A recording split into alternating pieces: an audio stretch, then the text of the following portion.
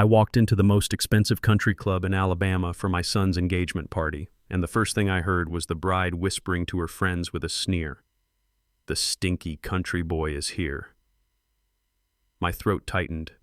I felt the heat rise in my cheeks, not from shame, but from a deep, quiet anger.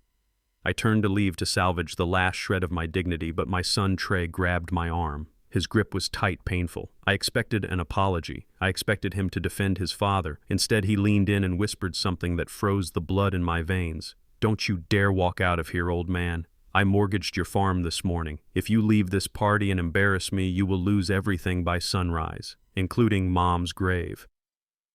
My name is Luther Banks. I am 67 years old. For 40 years, I have tilled the black soil of Alabama, growing cotton and soybeans until my back bent and my hands became as rough as tree bark. I thought I was raising a son to be a man of honor. I sent him to the best universities. I paid for his fancy suits. I thought I was building a legacy. But standing there in that ballroom, surrounded by crystal chandeliers and people who looked at me like I was the dirt on their shoes, I realized I had made a terrible mistake. I hadn't raised a son. I had raised a monster. And that monster was about to find out that you never corner a man who has nothing left to lose but his land. Before I continue this story, please like and subscribe if you have ever had to stand alone against people who underestimated you. And let me know in the comments where you are watching from. I want to know how far this story travels. The air in the ballroom was cold, not because of the air conditioning, but because of the silence that fell the moment I stepped through the double doors. I was wearing my Sunday best, a charcoal suit I had bought 10 years ago for my wife Beatrice's funeral. It was clean. I had pressed it myself that morning on the ironing board in the kitchen, but I knew what they saw. They saw the fraying cuffs. They saw the style that was 2 decades out of date. And they smelled the one thing I could never scrub off my skin, the scent of soil, the scent of hard work. Paige Vanderbilt stood in the center of the room like an ice sculpture wrapped in white silk. She was beautiful in the way a polished diamond is beautiful. Cold, hard, sharp. She held a glass of champagne in one hand and she waved the other in front of her nose as if wafting away a bad smell. Her friends, a circle of women with identical blonde hair and identical cruel smiles, giggled. "Look at him," Paige said loudly enough for half the room to hear. "He looks like he just crawled out of a tractor. Trey, did you not tell your father to shower before coming to a place like this?" The laughter that followed was like the sound of breaking glass. It cut me. I stood there clutching my old hat in my hands. I wanted to speak. I wanted to tell them that this suit was paid for with honest money, that the smell they despised was the smell of the land that put food on their tables. But before I could open my mouth, a security guard in a blazer that cost more than my truck stepped into my path. "Sir," the guard said, his voice low and condescending. "The service entrance is around the back. Deliveries do not come through the main lobby." He thought I was the help. He thought I was there to deliver vegetables or take out the trash. I looked at Trey, my son, my only child. He was standing next to Paige wearing a tuxedo that fit him perfectly. He looked like them. He acted like them. He was looking at me, but there was no love in his eyes. There was only annoyance. He didn't step forward to say, "That is my father." He didn't tell the guard to step aside. He just took a sip of his drink and looked away. That was the moment I decided to leave. I had endured droughts. I had endured floods. I had endured the death of my beloved Beatrice. I did not need to endure this. I turned my back on the sparkling lights and the laughter. I put my hand on the brass handle of the door. I was going to go back to my truck drive home to my farm, sit on my porch, and forget I ever had a son. But I never made it out the door. Trey moved faster than I thought he could. He crossed the room and clamped his hand around my bicep. His fingers dug into my muscle. It wasn't a hug, it was a restraint. "Where do you think you are going?" he hissed. His breath smelled of expensive scotch and mint. "I am going home, Trey," I said, keeping my voice steady. "I am clearly not welcome here, and I will not stay where I am not respected."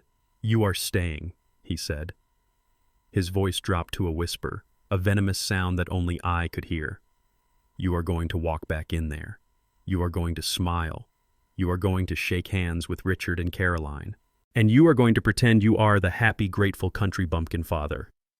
"Why would I do that?" I asked, trying to pull my arm away. Because you have no choice, Trey said.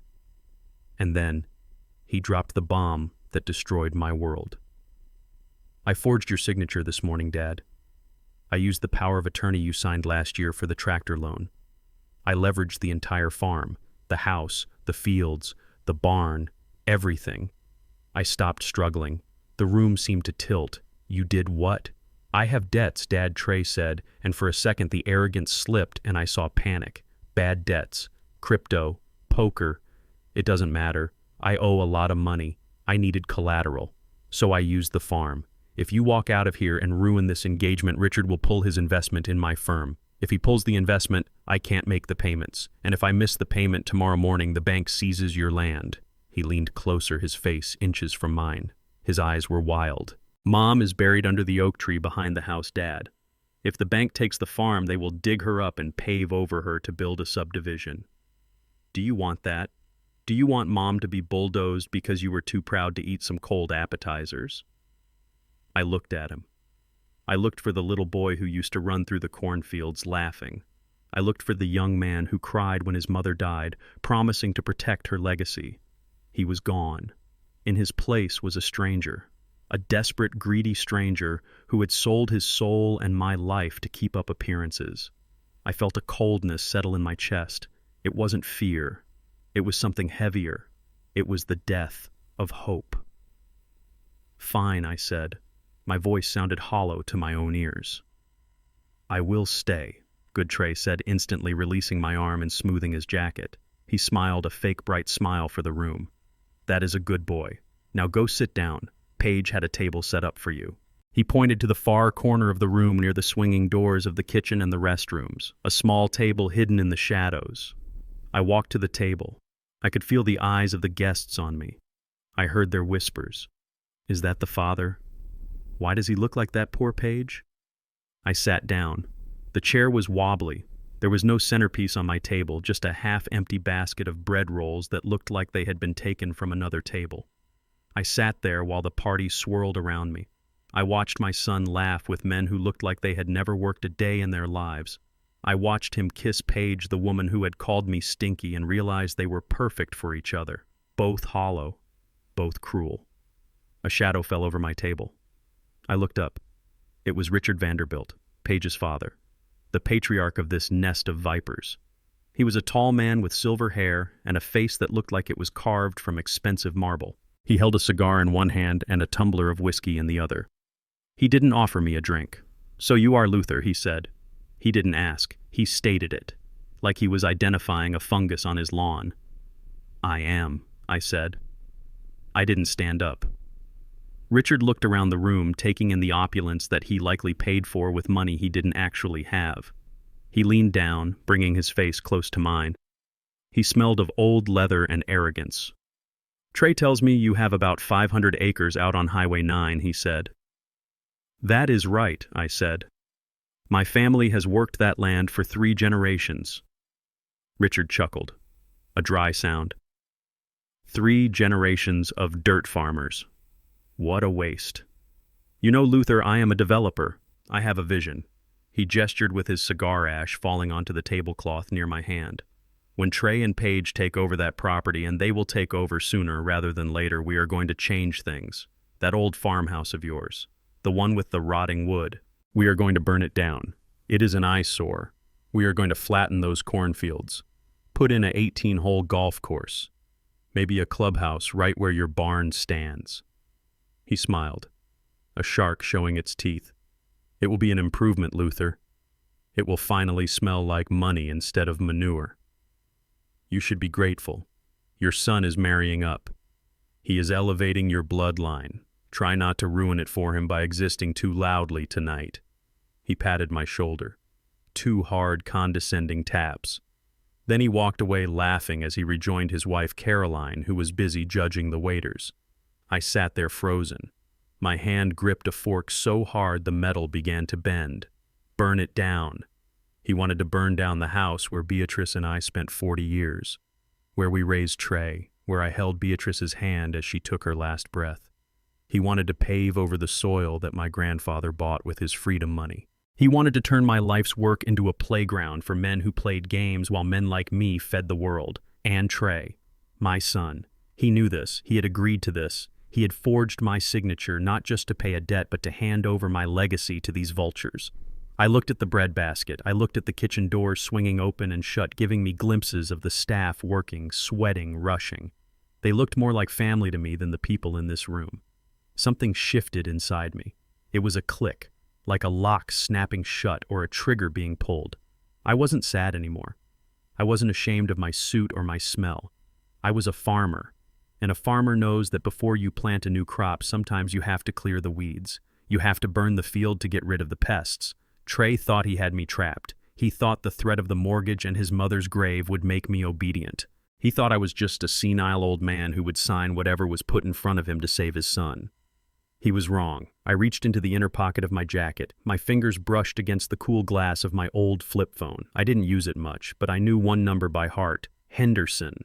Henderson wasn't a fancy lawyer with a billboard on the highway. Henderson was the man who sat next to me in the trenches in Vietnam 50 years ago. He was the man who dragged me 3 miles through the mud when I took shrapnel in my leg. He was now the sharpest land rights attorney in the state, even if he operated out of a strip mall office next to a laundromat.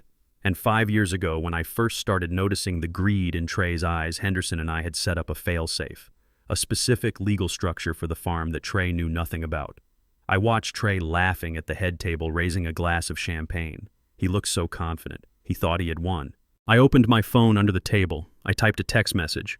My fingers were thick and clumsy on the small keys, but I didn't make a mistake. Code red. The rats are in the corn. Activate protocol B. I hit send. I took a breath.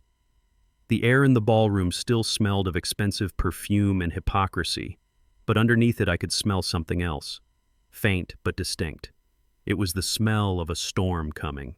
I picked up a roll from the basket and took a bite. It was stale, but I chewed it slowly. I wasn't going anywhere. Not yet.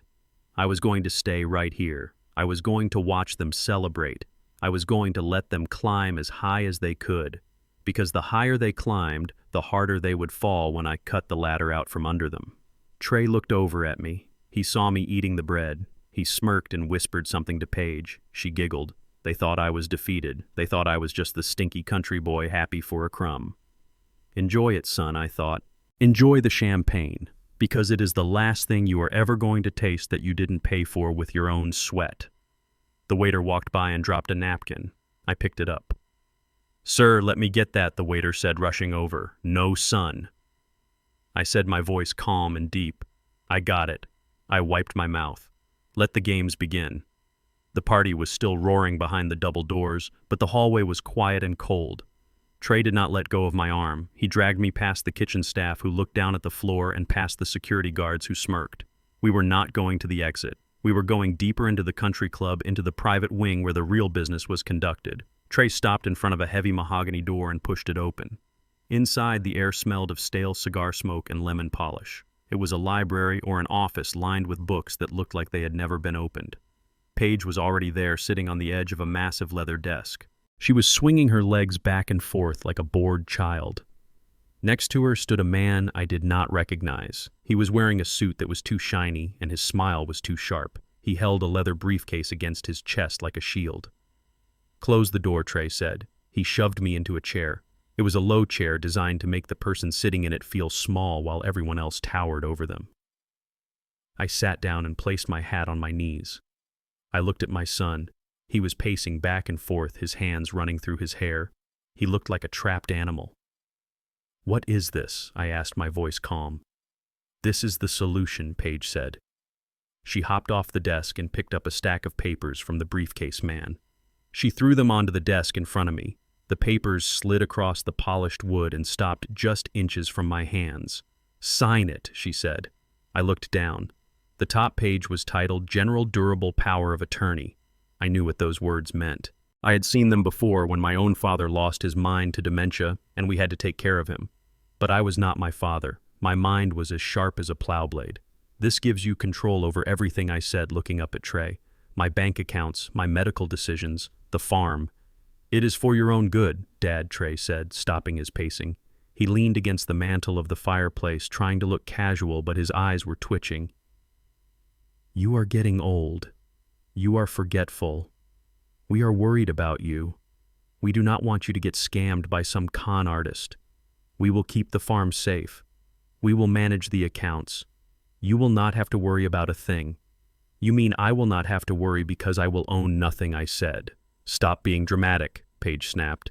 "You are senile, Luther. We all see it. You talk to Mom like she is still alive. You forget where you put your keys. Last week you left the tractor running in the barn. That was a lie. I never left the tractor running. Fuel cost too much to waste. But I saw the narrative they were building. They were rewriting reality to fit their greed." "I am not signing this," I said. I stood up. "I am leaving." Trey moved faster than light. He slammed his hand down on the desk, making the papers jump. The sound was like a gunshot in the small room. "You are not going anywhere," he shouted. His face was red. The veins in his neck were bulging. "You are going to sign that paper right now." Or what I challenged him. "You will mortgage the farm. You already did that. You will kick me out. You are already trying to do that. What else can you take from me, Trey?" Trey smiled.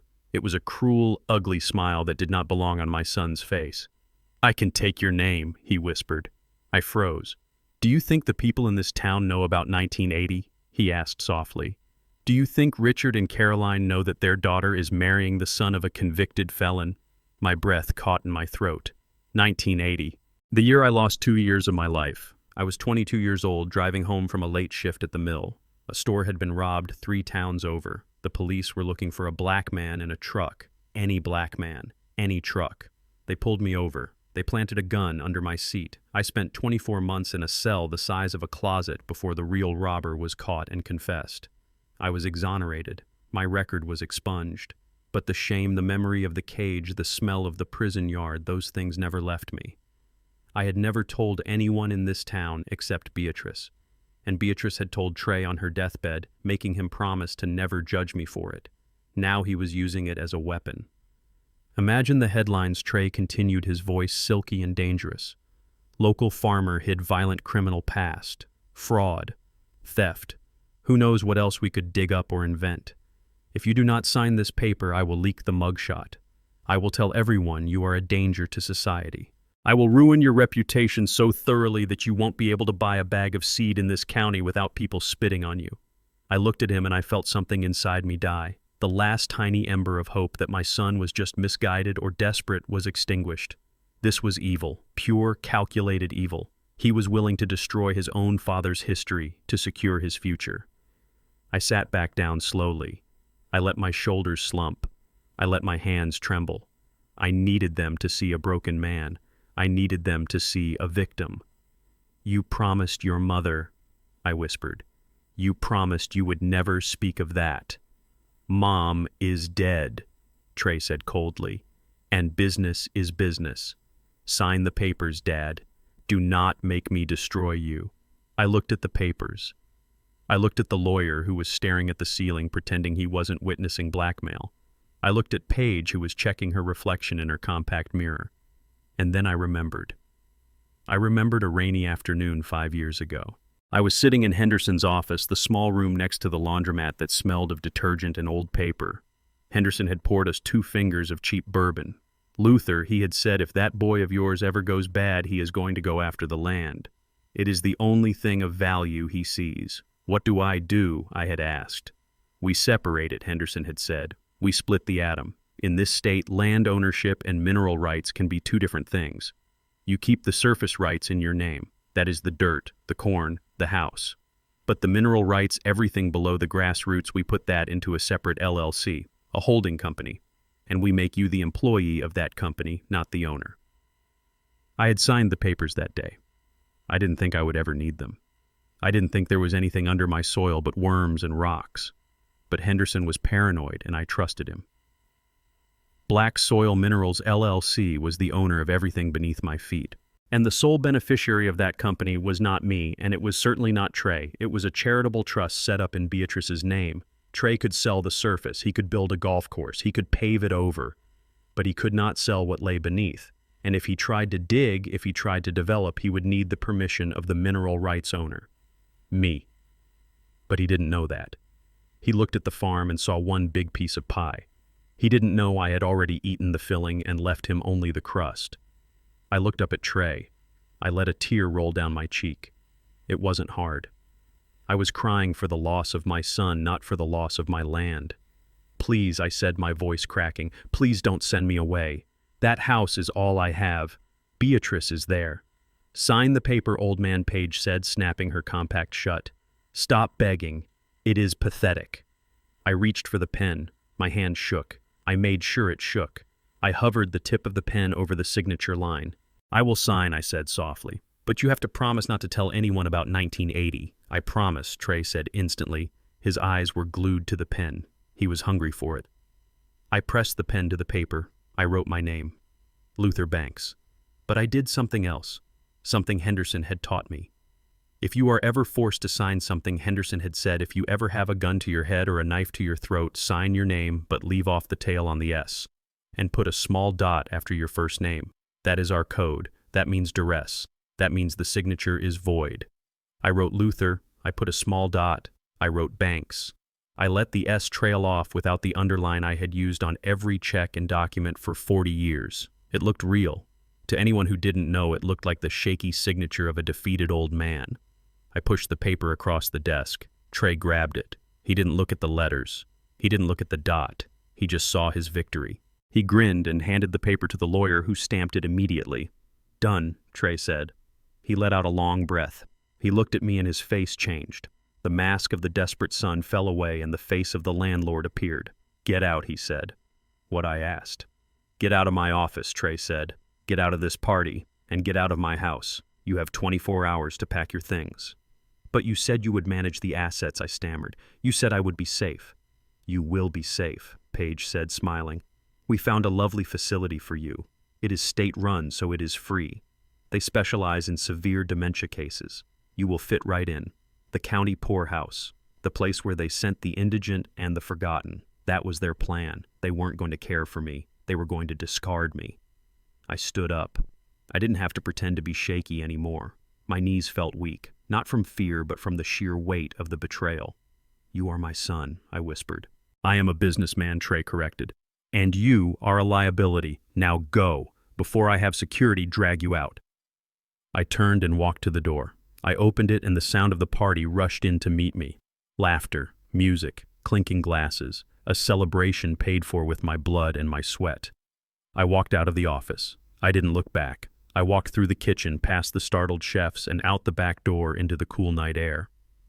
I stood in the parking lot next to my old truck. I looked up at the moon. It was the same moon that shone on my fields, the same moon that shone on Beatrice's grave. Trey had the paper. He thought he had the power. He thought he had won. I reached into my pocket and pulled out my phone. I dialed Henderson's number again. "It is done," I said. "Did you sign?" Henderson asked, his voice gravelly and rough. "I signed," I said. "With the dot. And without the tail." "Good," Henderson said. "They took the bait. Now we wait." "Wait for what?" I asked. "Wait for them to dig," Henderson said. The sun had not even crested the horizon when the noise began. It wasn't the familiar chug of my old tractor or the crow of the rooster that usually signaled the start of my day. It was a low, mechanical growl that vibrated through the floorboards of my house. It sounded like a beast waking up hungry. I was sitting at my kitchen table nursing a cup of black coffee, trying to wash away the bitter taste of the previous night. The signature I had put on that paper felt like a stain on my soul. I thought I had 24 hours. Trey had said 24 hours to pack. But the growl outside told me that the wolves were not patient. I walked to the window and pulled back the curtain. My heart hammered against my ribs. A convoy of trucks was rolling up my driveway. Not pickup trucks. These were massive flatbeds carrying heavy machinery, yellow excavators, bulldozers with blades the size of my living room. They looked like tanks invading a peaceful country. And leading them was a white SUV with the logo of a survey company plastered on the side. They didn't stop at the house.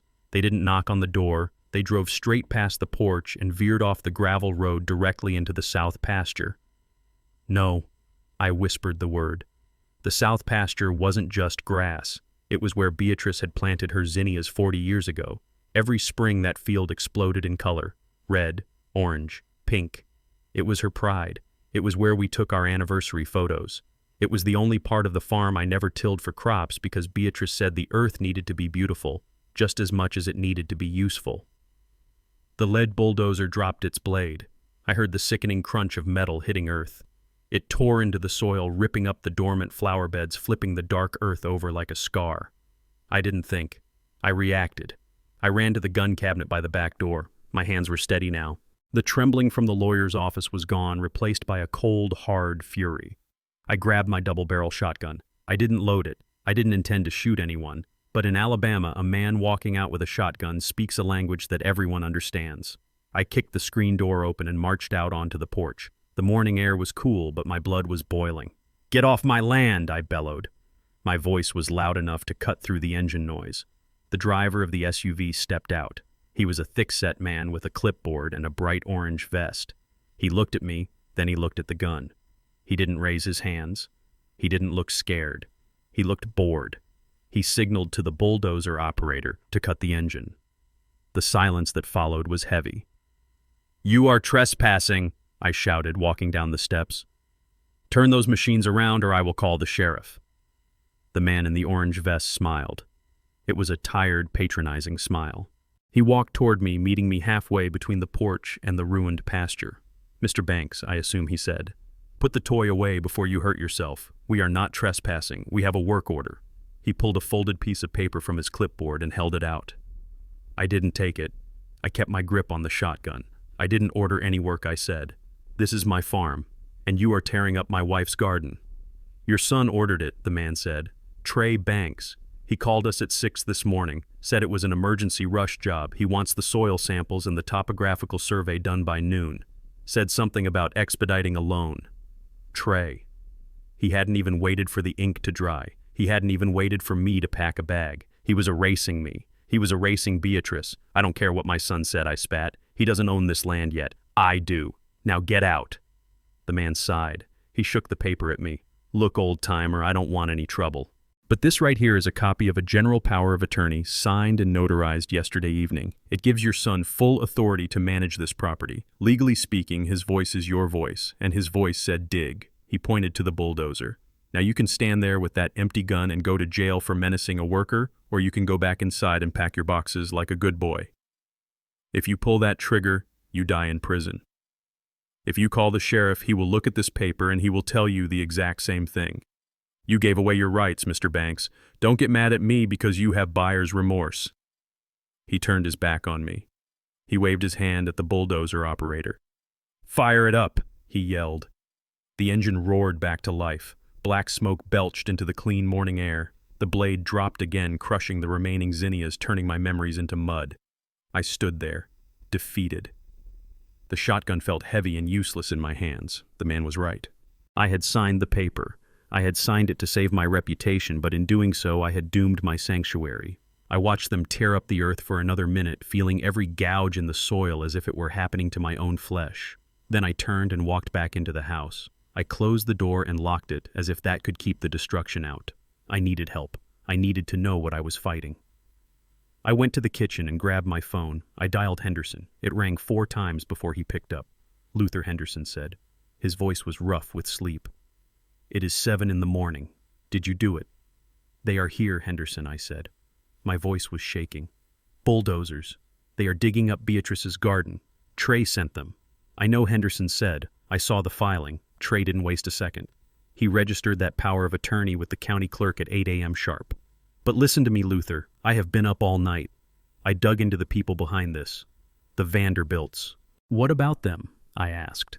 I watched through the window as men stuck red flags into the soil, marking the spots where they would pour concrete. "They are a house of cards," Luther Henderson said. His voice dropped low, conspiratorial. "I ran a comprehensive asset check. I have a friend at the bank they use in Atlanta. Richard Vanderbilt isn't a tycoon. He is a drowning man." "What do you mean drowning?" I asked. "I mean they are broke," Henderson said. "Completely tapped out. They owe $15 million to creditors all over the South. They have leveraged every property they own. Their yacht is about to be repossessed. That country club membership is probably the only thing they haven't defaulted on yet because they need it for appearances. I leaned against the counter. $15 million. It was a number I couldn't even comprehend. Why do they want my farm? I asked. It isn't worth that much, even with the golf course. It is collateral, Henderson explained. It is fresh meat. They need a new unencumbered asset to show the bank. If they can show they own 500 acres of prime development land, the bank will extend their credit line.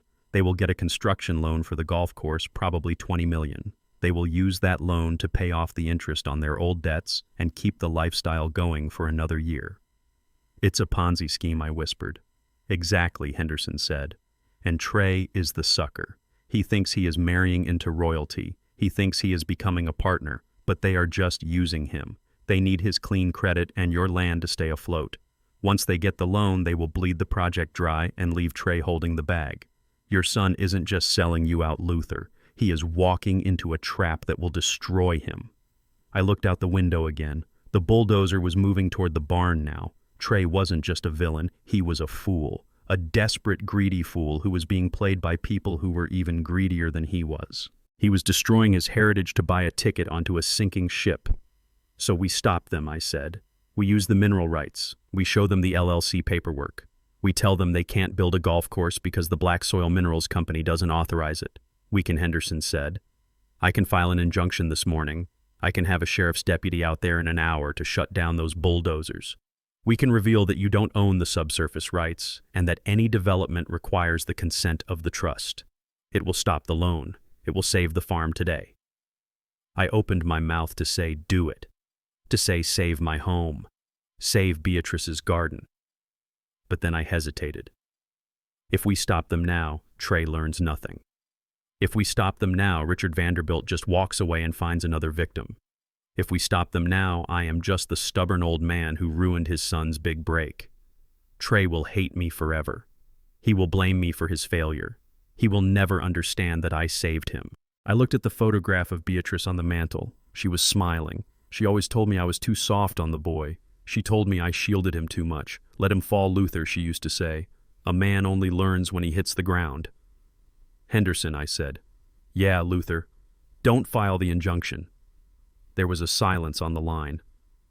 What? Let them dig, I said. My voice was hard as flint. Let them survey. Let them draw up their plans. Let them go to the bank. Let them sign the loan papers. Luther, are you sure? Henderson asked. They are destroying your property. Let them, I repeated. I want them to think they have won. I want Richard to smell that money. I want Trey to feel like a big shot. I want them to climb so high that they can't see the ground anymore. Why? Henderson asked. Because if I cut the ladder now, they just fall a few feet, I said. They dust themselves off and try again. I don't want them to try again. I want them broken. I want Trey to see exactly who these people are. And I want the Vanderbilts to feel the pain they have inflicted on people like me their whole lives. I watched the bulldozer knock over a fence post. It was a post my father had set 50 years ago. It hurt. It hurt like a physical blow. But I swallowed the pain. Let them get the loan, I said. Let them leverage everything they have left on this project. And then when they are fully committed, when there is no turning back, that is when we pull the rug.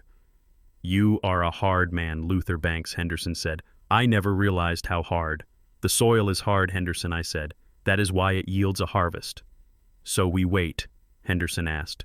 We wait, I said. I am going to pack my bag. I am going to let them kick me out. I am going to go to that poorhouse or wherever they want to send me. I will play the part.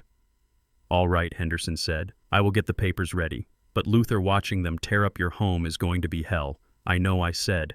I watched the bulldozer blades scrape against the side of the barn. But I have walked through hell before. This time, I am bringing the fire with me. I hung up the phone. I didn't look out the window again. I went to my bedroom and pulled my old suitcase from under the bed. I packed my clothes. I packed Beatrice's photo. I packed my Bible. I left the rest. The furniture, the dishes, the life we had built. It was just stuff. The real legacy was in the dirt, and the dirt wasn't going anywhere. I walked out the front door, past the survey crew who ignored me, past the orange flags that marked the death of my farm. I got into my truck and drove away. As I turned onto the main road, I saw Trey's car speeding toward the house. He was coming to oversee the destruction. He was coming to make sure I was gone. I didn't wave. I just gripped the steering wheel and drove. Go ahead, son, I thought. Build your castle. But you are building it on land that you do not own. And when the earth opens up to swallow you, don't look for my hand to pull you out. You dug this hole. Now you have to live in it. The black Mercedes SUV looked like an alien spaceship parked in front of my porch. It was gleaming and spotless, and it cost more than every piece of equipment I had in the barn combined. Trey and Paige stepped out of the vehicle and into the dust of the driveway. Paige was wearing white stiletto heels. I watched from the rocking chair as her heels sank immediately into the soft Alabama red clay. She let out a shriek of disgust that sent the crows flying from the pecan tree. I did not get up to help her. I just rocked back and forth.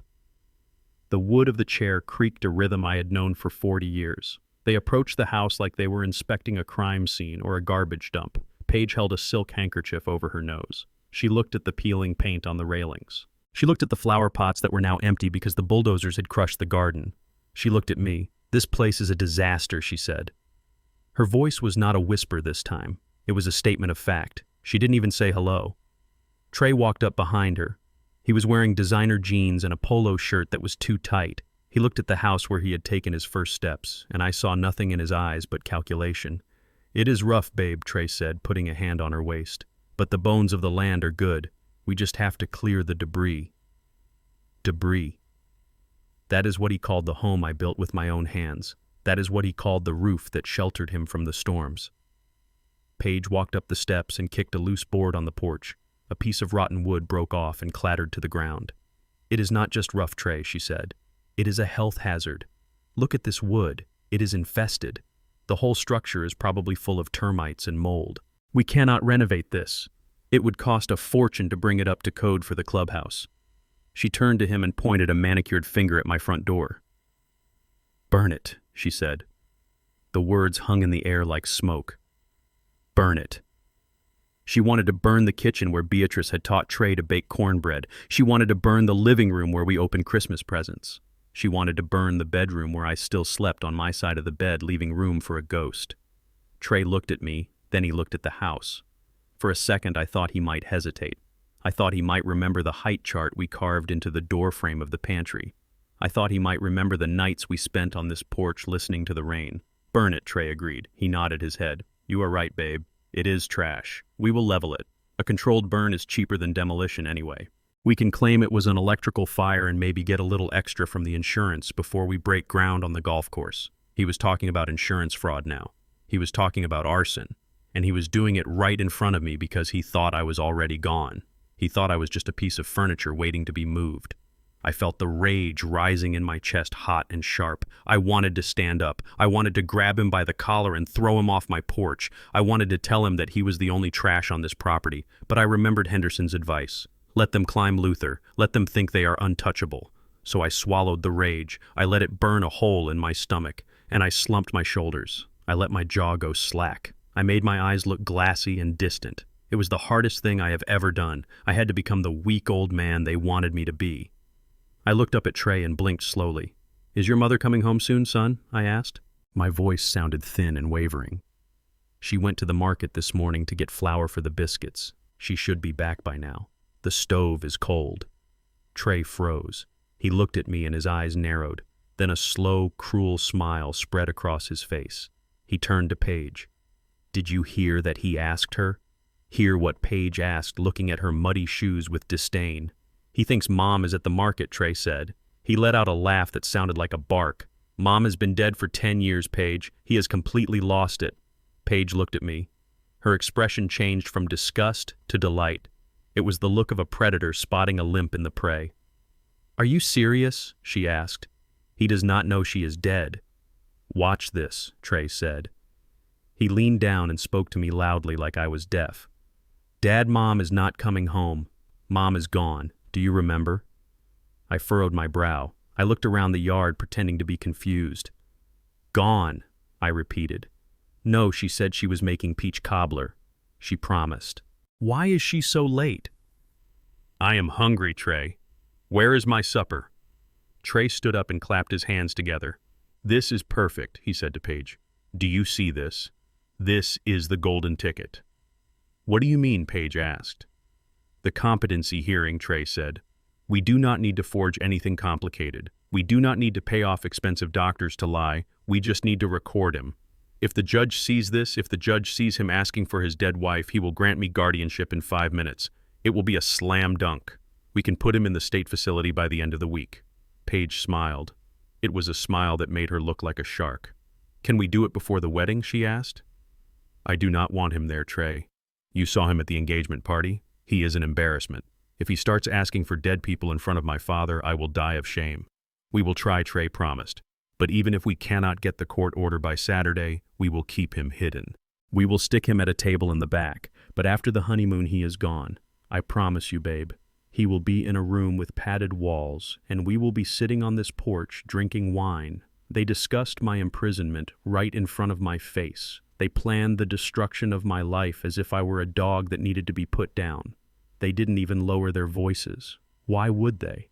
To them, I wasn't a person anymore. I was a problem to be solved." I looked down at my hands so they wouldn't see the clarity in my eyes. I thought about Beatrice. I thought about how she would have slapped Trey into next week for speaking like this. But I used her memory for fuel. I used the pain of her absence to sharpen my mind. "I am thirsty," I mumbled. I gripped the armrests of the rocking chair. "Can I have some sweet tea? Beatrice always makes the tea." Trey rolled his eyes. "Go make some tea, Dad," he said dismissively. "Go inside and play in the kitchen while the adults talk." I struggled to my feet, I made sure to stumble a little.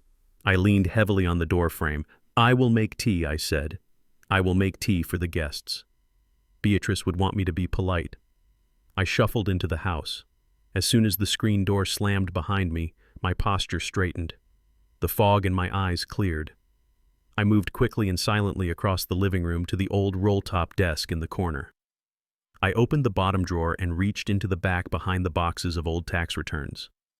My hand closed around a small, cold metal object. It was a listening device. Not a cheap one you buy online. This was military-grade surplus, a relic from Henderson's days in intelligence. It was the size of a quarter, and it had a battery life of 3 days. I had been saving it for a moment like this. I grabbed the device and slipped it into my pocket. Then I went to the kitchen. I put the kettle on the stove just to make noise. I clattered some cups. I needed them to think I was busy. Through the window I could see them on the porch. Paige had put her bag down on the railing. It was a Birkin bag. Orange leather. It cost more than my truck. She was standing with her back to it, holding her phone up in the air.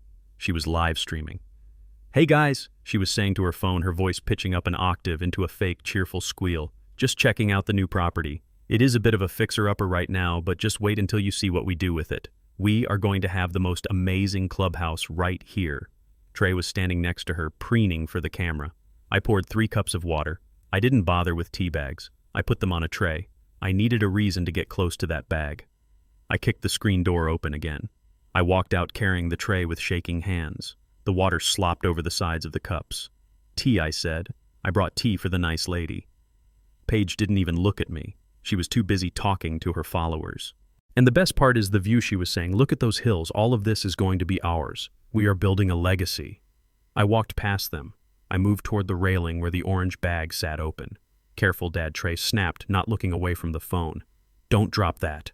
I stumbled. It was a calculated slip. I lurched forward toward the railing. I used my body to block their view of the bag for just a second. "Whoops," I said. I steadied myself against the wood. In that split second, my hand dipped into my pocket. I palmed the device. I reached out as if to steady the bag and dropped the small metal disc into the side pocket of the orange leather lining. It slid down deep into the corner hidden by her wallet and her makeup kit. I pulled my hand back. It was done. I put the tray down on the small table next to the railing. "There," I said. "Tea," you, Paige said, glancing at the cups of hot water. "What is that?" "That isn't tea. It is just dirty water." I looked confused. I scratched my head. Beatrice must have forgotten the sugar, I muttered. "She is getting forgetful." Trey laughed. He put his arm around Paige and kissed her cheek for the camera. "You are the forgetful one, old man," he said. "Now go back inside. We have work to do. We need to measure the perimeter for the fence." I nodded obediently. I turned and shuffled back into the house. I went straight to the kitchen table and sat down. I pulled out my phone and put in the earbuds. I opened the app that Henderson had installed for me. The audio was crystal clear. I heard the birds chirping, I heard the wind in the trees, and then I heard Paige's voice loud and sharp right in my ear. "God, he smells like old soup," she said. "Did you see his fingernails? They were black." "He has been digging in the dirt his whole life," Trey said. "It does not wash off. But don't worry, babe. He won't be a problem much longer." "Are you sure?" Paige asked. "I mean really sure. What if the judge denies the order? What if he fights back?" "He won't fight," Trey said. "He is weak. He has always been weak. He let people walk all over him his whole life. He let the town treat him like a criminal even after he was exonerated. He never stood up for himself. Why do you think I am the way I am? I learned what not to be by watching him. That hurt. That hurt more than the threat of the nursing home. I hadn't been weak. I had been patient. I had been dignified. I had swallowed my pride 1,000 times to give him a better life. And he saw it as weakness. Whatever Paige said. I just want him gone. And I want that money, Trey. My dad is breathing down my neck. The loan sharks are calling your phone every hour. We need to liquidate this place fast. We will." Trey promised. "As soon as he is locked away, we have power of attorney over everything. We sell the surface rights to your dad's company. We cash out his pension. We drain the savings. It will be enough to cover the interest on the debts for a few months until the lithium deal comes through. Wait." I pressed the earbud deeper into my ear. Lithium. I didn't know anything about lithium. Henderson hadn't mentioned lithium. "What lithium deal?" Paige asked, her voice dropping lower. "I didn't tell you," Trey said, his voice smug. "I had a geologist friend come out here a month ago under the guise of looking for water. He took some core samples from the North Ridge," and Paige asked.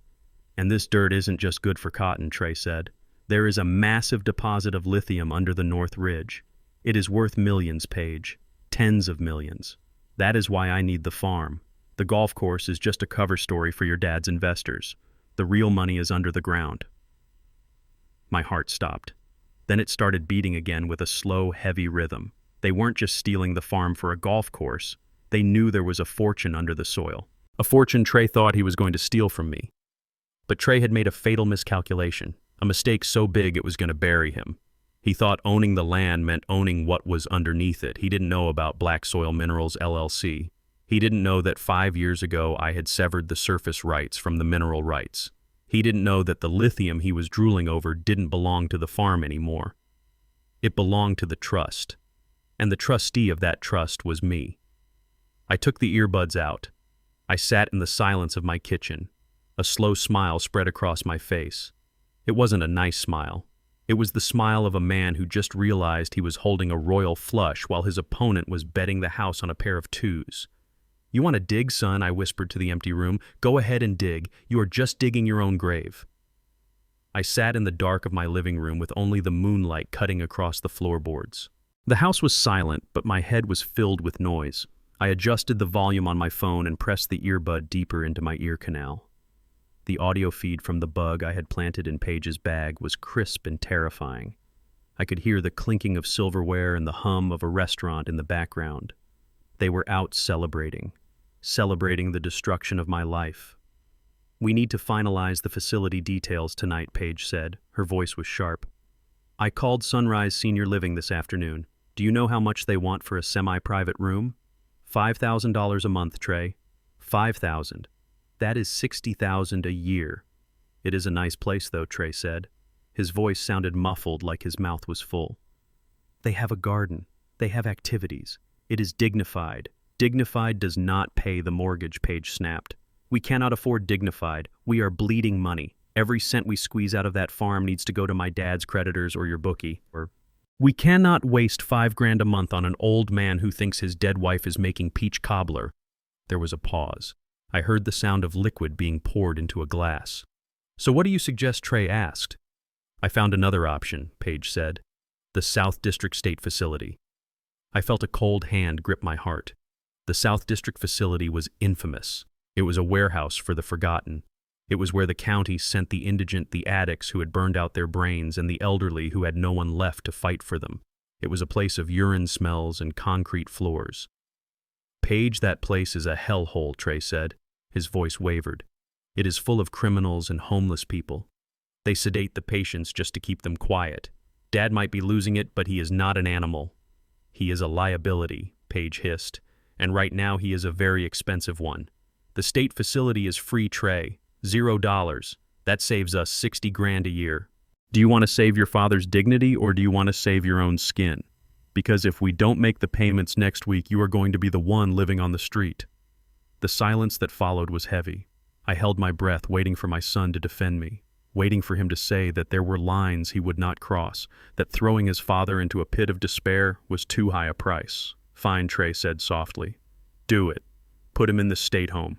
Just make sure the paperwork says he is a danger to himself, so they take him immediately. I closed my eyes. A single tear tracked through the dust on my cheek. He had done it. He had sold me out completely, not just for money, but for convenience. He had agreed to erase my existence to save a few $1,000s. The last thread of loyalty connecting us had just snapped. I took the earbud out. I didn't need to hear anymore. I knew exactly what I had to do. I didn't sleep. I sat in my chair and watched the sun come up over the fields that were no longer mine. When the first light hit the barn roof, I stood up. I washed my face with cold water. I put on my work boots. I didn't put on a suit. I wore my faded denim overalls and my flannel shirt. I wanted them to see the farmer. I drove my battered pickup truck into the city. The suspension squeaked and the engine rattled, but it got me there. I pulled up in front of the First City Bank, the glass tower that loomed over downtown. It was the bank that held the debt for half the businesses in the state. I walked into the lobby. The marble floors echoed under my boots. A security guard stepped forward, his hand hovering near his belt, eyeing my dirty clothes. A young teller looked at me with a mixture of pity and annoyance. They saw a broke old man looking for a loan modification or a handout. I walked past them straight to the elevator. "Sir, you cannot go up there," the guard called out. "Executive offices are by appointment only." "I have an appointment," I said without stopping. I pressed the button for the top floor. When the doors opened, I walked to the corner office. The secretary looked up startled, but before she could speak, the door to the inner office opened. Mr. Vance, the bank president, stepped out. He was a man who knew the value of everything, including secrets. He knew about the lithium. He knew about the trust. He knew that the man in the overalls standing in his lobby was technically one of his biggest depositors. "Luther," he said, smiling and extending his hand. "Come in." "Coffee." "Black," I said. We sat in his office overlooking the city. I didn't waste time with small talk. "I want to talk about the Vanderbilts," I said. Vance sighed. He took off his glasses and rubbed the bridge of his nose. "Richard Vanderbilt," he said. "That name is a headache, Luther. We have been trying to restructure his debt for months. He owes us $15 million. His assets are leveraged to the hilt. The only reason we haven't foreclosed is that he keeps promising a big infusion of capital from a new development deal." "The golf course," I said. "Yes," Vance said. "He claims he has secured prime land and investors." "He hasn't," I said. "The land is in dispute. And his investor is my son, who has no money." Vance looked at me. His eyes narrowed. "So the deal is dead?" he asked. "It was never alive," I said. "Richard is drowning Vance, and I want to be the one to throw him the anchor." "What are you proposing?" Vance asked. "I want to buy the debt," I said. "All of it. The $15 million. I want to buy the note." Vance laughed. A short, sharp sound. "Luther, that is a lot of money, even for the trust." "I have the authorization," I said, pulling a folder from my jacket. "Black Soil Minerals LLC has the liquidity. We will buy the non-performing loan at 60 cents on the dollar. You get $9 million cash today, and you get a toxic asset off your books. I get the paper." Vance looked at the documents. He did the math in his head. He knew the Vanderbilt loan was garbage. Getting $9 million for it was a gift. "Why Luther?" he asked. "Why bail him out?" "I am not bailing him out," I said, my voice cold. "I am buying the right to foreclose. I want to own him, Vance. I want to own his house. I want to own his cars. I want to own the shirt on his back. When the note comes due, I want to be the one holding the pen." Vance looked at me with a new kind of respect. It was the respect you give to a man who walks into a room with a grenade. He pushed a button on his intercom. "Bring me the Vanderbilt file," he said, "and get legal in here. We are closing a deal." An hour later, I walked out of the bank. I didn't have a briefcase. I just had a single thick envelope tucked into the pocket of my overalls. The sun was high now. The city was bustling with people rushing to work, chasing money, chasing status. They didn't know that the old man in the dirty work clothes walking among them was now the owner of one of the city's oldest dynasties. I got back into my truck. I placed the envelope on the passenger seat next to my hat. It looked harmless, just a stack of paper, but it was a weapon. It was a nuclear bomb waiting for the right moment to detonate. I picked up my phone and typed a message to Henderson. The Eagle has landed. I have the paper. Keep it quiet. I want to see the look on Richard's face when I drop it on the table. Henderson replied instantly. You are a dangerous man, Luther. They are expecting a lamb, and you are bringing a lion. I started the truck. The engine roared to life. I drove back toward the farm, toward the wedding, toward the trap I had set. Now I wasn't just the father they were trying to discard. I wasn't just the obstacle in the way of their golf course. I was the landlord. I was the bank. I was the judge and the jury, and the trial was about to begin. The Emerald Bay Resort was a place built to make poor men feel small and rich men feel like gods. It sat on a cliff overlooking the ocean, a sprawling palace of white marble and gold leaf that cost more per night than I made in a good harvest year. I parked my rusted truck between a Bentley and a Ferrari, the valet staring at me with his mouth open as if I had just landed a spaceship. I stepped out, smoothing the wrinkles of my charcoal suit. It was the same suit I had worn to bury Beatrice. It smelled of cedar chips and sorrow, but it was the only armor I had. Inside the ballroom was a scene from a fever dream. There were towers of champagne glasses stacked 6 feet high, shimmering under the crystal chandeliers. There were long tables groaning under the weight of ice sculptures and platters of lobster and bowls of black caviar that looked like wet gravel. The air was thick with the scent of expensive perfume and the sound of a string quartet playing something that sounded like money. In the center of it all was Trey. My son looked like a stranger. He was holding court near the bar, surrounded by a group of young men in tuxedos who laughed too loud and drank too fast. Trey was flushed, his face shiny with sweat and arrogance. He was gesturing wildly with a crystal flute, spilling wine on the floor without a care. "I just closed the deal this morning," Trey shouted, his voice booming over the music. 500 acres of prime real estate, boys. We are breaking ground on the golf course next month. It is going to be the premier club in the South. One of his friends slapped him on the back. "That is big time, Trey. What are you going to do with the commission?" Trey grinned a wide, manic smile. "I am looking at a yacht," he bragged. "A 60-footer. I'm going to dock it right down there in the marina. We are going to live like kings." I stood in the doorway watching him. He was spending money he didn't have on a future that didn't exist.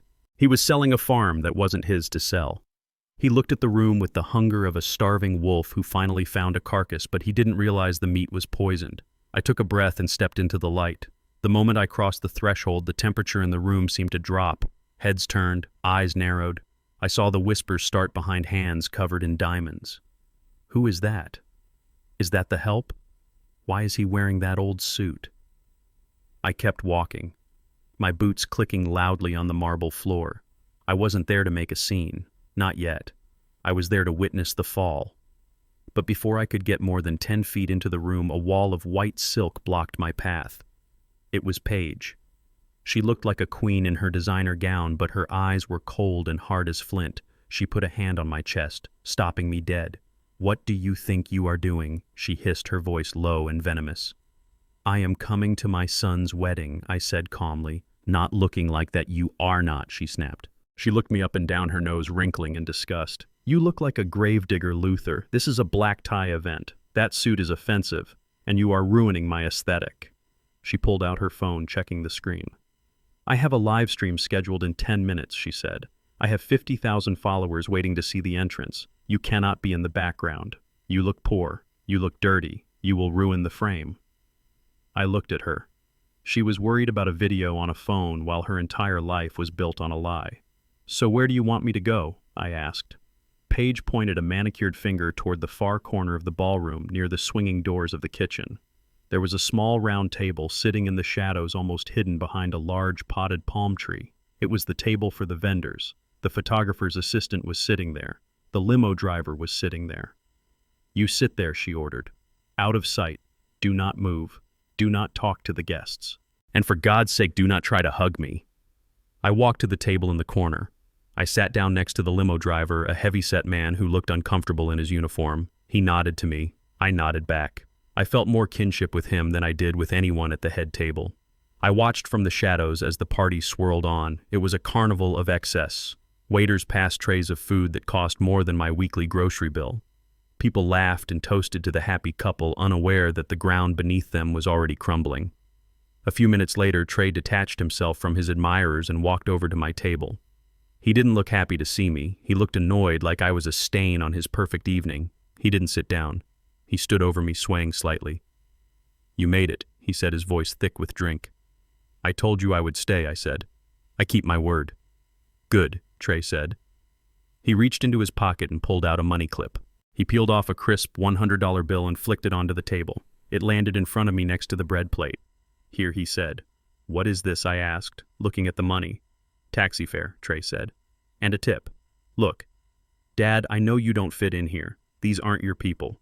You are probably uncomfortable. So do us both a favor. Eat some food, have a drink, and then leave." "Leave," I repeated. "Yeah, leave," Trey said. "Go home. Don't wait for the cake cutting. Don't wait for the speeches. Just slip out the back door. Don't bother us on our wedding night. We have important people to impress, and you are just bringing the mood down." He looked at me with pity mixed with contempt. "Take the money, Dad. Buy yourself something nice. Maybe a new shirt." He turned and walked away, back to the light, back to the applause, back to the lie. I looked at the bill on the table. Benjamin Franklin stared back at me. My son had just tried to pay me to disappear. He had put a price on his father's presents, and it was $100. I didn't touch the money. I left it there on the white tablecloth. I picked up a piece of chicken from my plate and took a bite. It was dry. I chewed it slowly. I wasn't leaving. I was going to stay until the very end. I wanted to see the look on his face when the music stopped. At the head table, Richard Vanderbilt was holding court. He was laughing loud, booming laughs, clapping men on the shoulder, acting like the king of the world. He had a glass of scotch in one hand and his phone on the table in front of him. Suddenly the phone vibrated. I saw it buzz against the wood. Richard glanced at it. He frowned. He ignored it. It buzzed again, and again, a persistent, angry buzzing that cut through the laughter. Richard picked it up. He looked at the screen and his face changed. The red flush of alcohol drained away, leaving him pale and gray. He stood up abruptly, knocking his chair back. He put the phone to his ear and walked away from the table, moving toward a quieter spot near the window. I watched him. I knew who was on the other end of that call. It was the bank. It was the creditors. It was the beginning of the end. Richard was gesturing wildly now. He was shouting, though I couldn't hear the words over the music. He looked like a man trying to hold back a flood with his bare hands. He hung up the phone and immediately dialed another number. He waited. He paced. He yelled again. Then another phone rang. This time it was the phone of the man sitting next to Caroline Vanderbilt, a construction magnate named Thompson. Thompson looked at his phone, read a message, and his face went hard. He looked at Richard, then he looked at Trey. He stood up without saying a word to Caroline and walked out of the room. Then another phone rang, and another. It was a chain reaction, a ripple of bad news spreading through the room like a virus. The investors, the partners, the men who had promised millions to Richard Vanderbilt were all getting the same alert. Collateral disputed, assets frozen, contracts void. I saw a waiter approach Richard. He was holding a wireless payment terminal. He whispered something to Richard. Richard waved him away angrily, pointing at Trey. The waiter walked over to Trey. Trey laughed and pulled out his black credit card. He swiped it with a flourish. The waiter looked at the machine. He shook his head. He said something to Trey. Trey frowned. He swiped the card again, harder this time. The machine beeped, a low, flat sound that signaled rejection. Trey looked confused. He pulled out another card. He handed it to the waiter. Beep. Rejected. I sat in my corner and took a sip of water. It was cool and refreshing. The music was still playing, but the energy in the room had shifted. The laughter was dying out. People were checking their phones. They were whispering. They were looking at Richard and Trey with suspicion. Richard stormed over to Trey. He grabbed Trey by the arm just like Trey had grabbed me earlier. He whispered something violent into Trey's ear.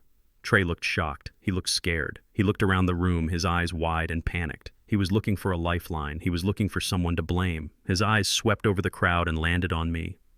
I raised my glass of water in a silent toast. the house of cards was falling. And gravity was a terrible thing.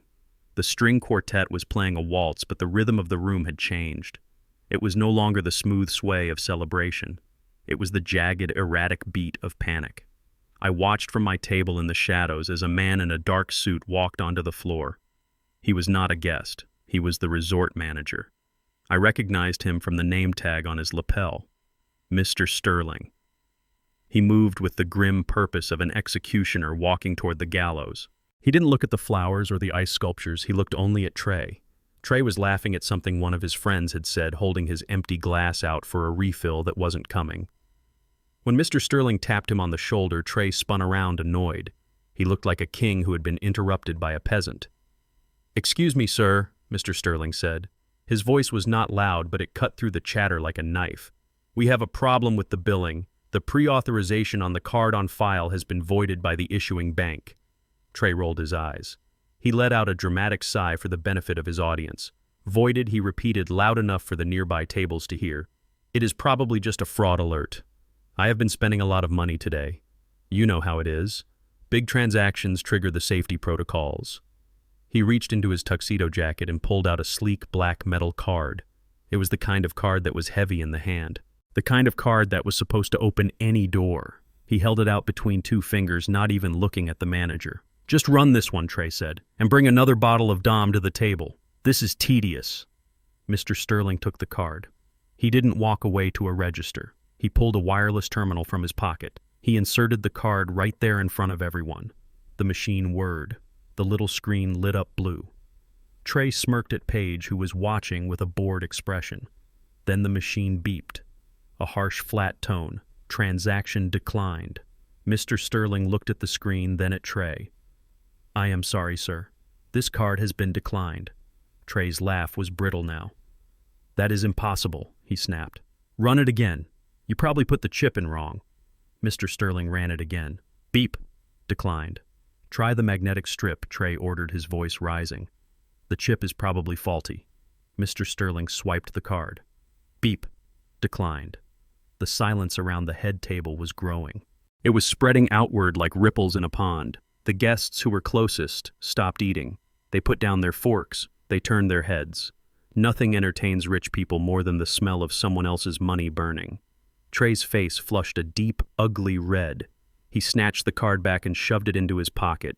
He pulled out another one, a platinum card, then a gold one. "Try these," he said, throwing them onto the white tablecloth. Mr. Sterling picked up the platinum card. Beep. Declined. He picked up the gold card. Beep. Declined. Sir, Mr. Sterling said, his voice remaining professionally flat.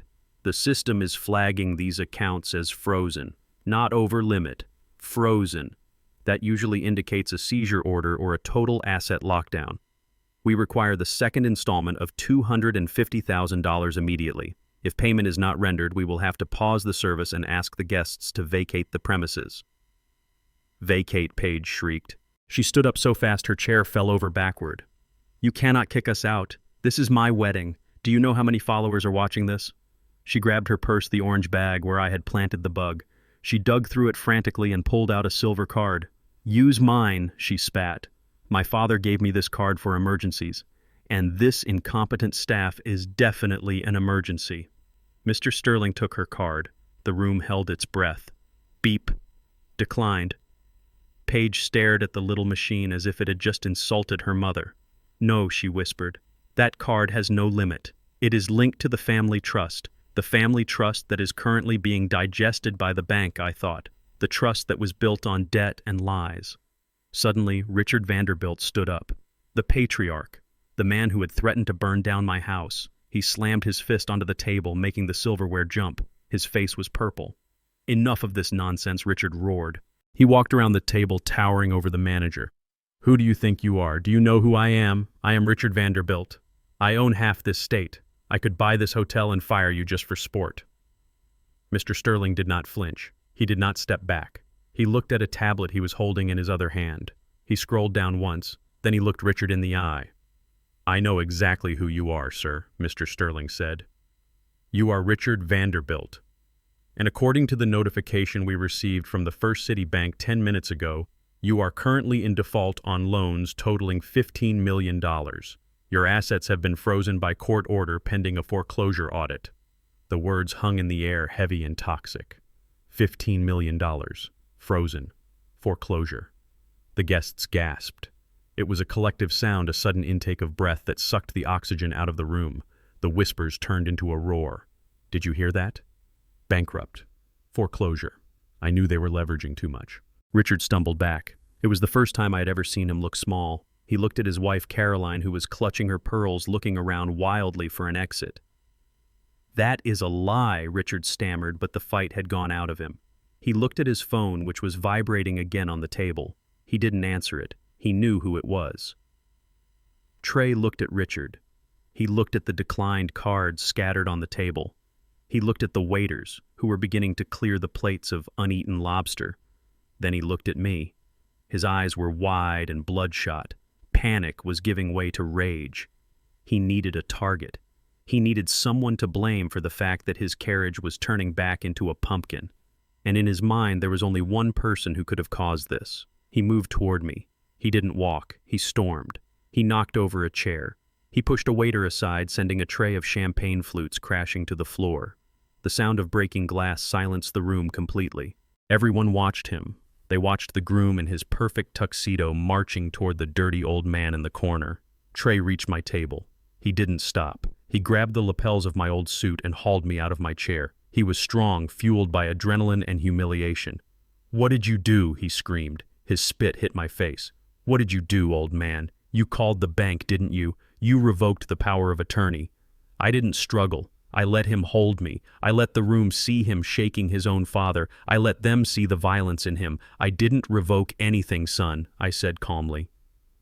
My voice was low, but in the silence of the ballroom it carried. I signed the paper. You have the paper. Then why is the collateral frozen? Trey yelled. The bank said the land is in dispute. Why is it in dispute if you signed the rights to me? He shook me again. My head snapped back. Tell me, he roared, or I swear to God I will finish what we started on the mountain. He stopped. He realized what he had said. The guests didn't know what he meant by the mountain, but they heard the threat. They saw the madness. I reached up and gently removed his hands from my jacket. I smoothed the fabric. I picked up my napkin and wiped my mouth. I didn't revoke the power, Trey, I said. But in your rush to sell the farm this morning, you forgot to read the deed history. You forgot to do your due diligence. What history? Trey demanded, his chest heaving. The Ancestral Preservation Act of 1922. I lied. It was a beautiful lie. Simple, plausible, and completely fabricated. But Trey didn't know history. He only knew greed. What are you talking about? He asked. The south pasture, I said. The one you dug up this morning. The one where your mother is buried. That land was designated as a historical family burial ground by your grandfather. Under state law, commercial development is prohibited on any land designated for historical preservation. When you sent those bulldozers in this morning, you triggered a mandatory federal freeze on the title. I took a step closer to him. You tried to dig up your mother, Trey, and the law stopped you. No bank in America will lend against a property that is under federal investigation for desecration of a historical site. You froze your own assets the moment you dropped that blade into the dirt.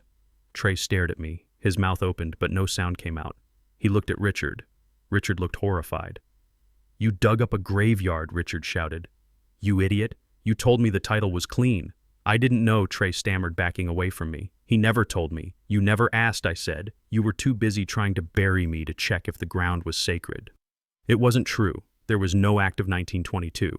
The real reason the assets were frozen was because I had bought the debt and filed a lien through the LLC.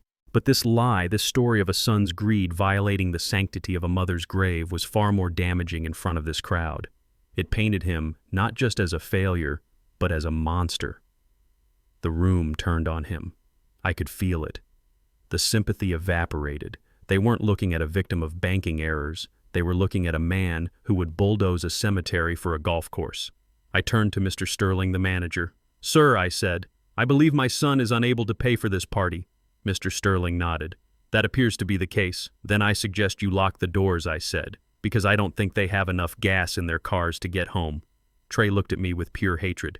You ruined everything, he whispered. No, son, I said. I just turned on the lights. You are the one who is ugly." The rumors moved through the ballroom faster than a brush fire in a drought. It started as a whisper near the bar, and within seconds it was a roar that consumed the room. The guests at the Emerald Bay Resort did not need a formal announcement to know that the ship was sinking. They saw the declined cards, they saw the manager's grim face, and they saw the panic in Richard Vanderbilt's eyes. Rich people have a survival instinct that is sharper than any blade. They know that failure is contagious. They know that being seen with a bankrupt man is a social death sentence. The exodus began. It wasn't a polite departure. It was a scramble. Men grabbed their wives by the elbow and steered them toward the exits, avoiding eye contact with the head table. They left half-eaten lobsters and full glasses of champagne. They abandoned the wedding cake that stood like a white tower in the center of the room. The room emptied with terrifying speed, leaving behind only the echo of the string quartet that had stopped playing minutes ago. Paige stood in the center of the dance floor alone. Her white dress, which had cost $10,000, looked like a shroud. Her mascara had run down her cheeks in thick black streaks, turning her face into a tragic mask. She wasn't the Ice Queen anymore. She was a child whose party had been canceled. She looked at the empty tables. Then she looked at Trey. "You lied to me," she screamed. Her voice cracked, breaking into a sob. "You told me you were rich. You told me the farm was worth millions. You told me you could pay for all of this." Trey tried to approach her, his hands raised in surrender. "Babe, listen," he pleaded. "It is just a bank error. We can fix this. Don't touch me," she shrieked, backing away. "You are a fraud, Trey Banks. You are just a broke country boy playing dress-up. You ruined my wedding. You ruined my reputation." She ripped the veil from her hair and threw it on the floor, stomping on the delicate lace with her heel. "I hate you," she yelled. "I hate you and your stinky father and your stupid dirt farm." She ran out of the room, her sobs echoing off the marble walls. Trey stood there watching her go. His shoulders slumped. He looked around the empty ballroom. His friends were gone. His investors were gone. Even the limo driver had slipped out the back door. He was completely alone in the wreckage of his own vanity. Richard Vanderbilt was not crying. He was seething. He watched his empire crumble in real time, and he needed someone to hurt. He needed a target for the rage that was boiling inside him. He scanned the room, and his eyes landed on me. I was still standing in the shadows, my napkin in my hand, watching the disaster unfold with a calm that must have infuriated him. He charged across the room. He was a big man used to using his size to intimidate. He moved like a bull, knocking over a chair in his path. He cornered me against the wall near the kitchen doors. His face was inches from mine, red and sweating. He smelled of sour whiskey and fear. "You think this is funny, Luther?" he growled. "You think you can play games with me?" I didn't flinch. I looked him in the eye. "I am not playing Richard," I said. "I will sue you," he shouted, slamming his hand against the wall next to my head. "I will sue you for slander. I will sue you for tortious interference. I will sue you for fraud. I will use every connection I have in this state to bury you. I have judges in my pocket, Luther. I have senators on speed dial. I will make sure you die in prison for messing with my credit." He poked a thick finger into my chest.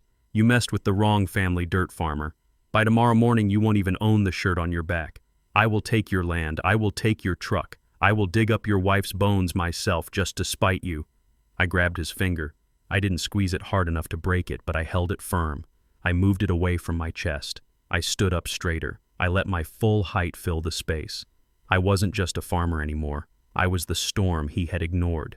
"You should check your phone, Richard," I said. My voice was deep and calm, cutting through his bluster. What he spat, trying to pull his hand away. "Check your email," I said. "Specifically the one from Black Soil Minerals, LLC. It should have arrived 2 minutes ago." Richard stared at me. He looked confused. Why would a dirt farmer know about his email? Why would I know about a company he had never heard of? "Check it," I repeated, "unless you want the sheriff to evict you in front of your neighbors tomorrow." Richard pulled his phone from his jacket pocket. His hands were shaking so hard he almost dropped it. He unlocked the screen. He opened his email app. I watched his eyes scan the message. I knew exactly what it said. It was a formal notice of default and immediate foreclosure on his primary residence, his vacation home, and his commercial properties. It cited the purchase of his debt by Black Soil Minerals, LLC, and the activation of the immediate repayment clause due to insolvency. The color drained from his face. It was like watching paint dry in reverse. He went from purple to gray to a sickly white. His mouth opened, but no words came out. He looked up at me. His eyes were wide with terror. The arrogance was gone, replaced by the raw panic of a man who realizes he is standing on a trapdoor. "Black soil," he whispered. "Who is black soil?" He grabbed my lapels. "Who are they, Luther?" he screamed. "How do they have my notes? How did they buy my debt?" I smiled. It wasn't a nice smile. It was the smile of the soil waiting to reclaim a body. It was the smile of a man who had waited 40 years for justice. I gently removed his hands from my suit. I smoothed the fabric. I adjusted my hat. I didn't answer him. I didn't have to. The answer was standing right in front of him, but he was too blind to see it. He couldn't imagine that the man he called Stinky was the man who now owned his life. I turned and walked toward the exit. "Who is it?" Richard screamed behind me. "Who owns me?" I kept walking. The sound of his panic was the best wedding music I could have asked for. I walked past the empty tables. I walked past Trey, who was sitting on the floor with his head in his hands. I walked past the manager, who nodded at me with respect. I walked out into the cool night air, leaving the ruins of their vanity behind me. The game was over. Now the harvest began. The moon was high and bright over the Alabama fields, illuminating the wreckage of the south pasture where the bulldozers had stopped their work. I sat in my favorite rocking chair in the center of the living room. The lights were off. The only illumination came from the flickering blue glow of the old television set in the corner. On my lap rested my 12-gauge shotgun. I did not load it. I did not intend to shoot my own blood, but a man does not face a pack of rabid wolves without a stick in his hand. I heard them before I saw them. The roar of engines coming up the driveway was not the steady hum of farm equipment. It was the aggressive revving of engines pushed to their limit. Tires screeched as they slammed on the brakes in the gravel, sending stones flying against the siding of the house. Car doors slammed. Voices shouted in the night. They sounded like a lynch mob. Then came the sound of breaking glass. A rock crashed through the front window, shattering the pane and sending shards skittering across the hardwood floor. It was followed by a heavy boot kicking the front door. The wood splintered around the lock. The door flew open, banging against the wall. Trey stormed in first.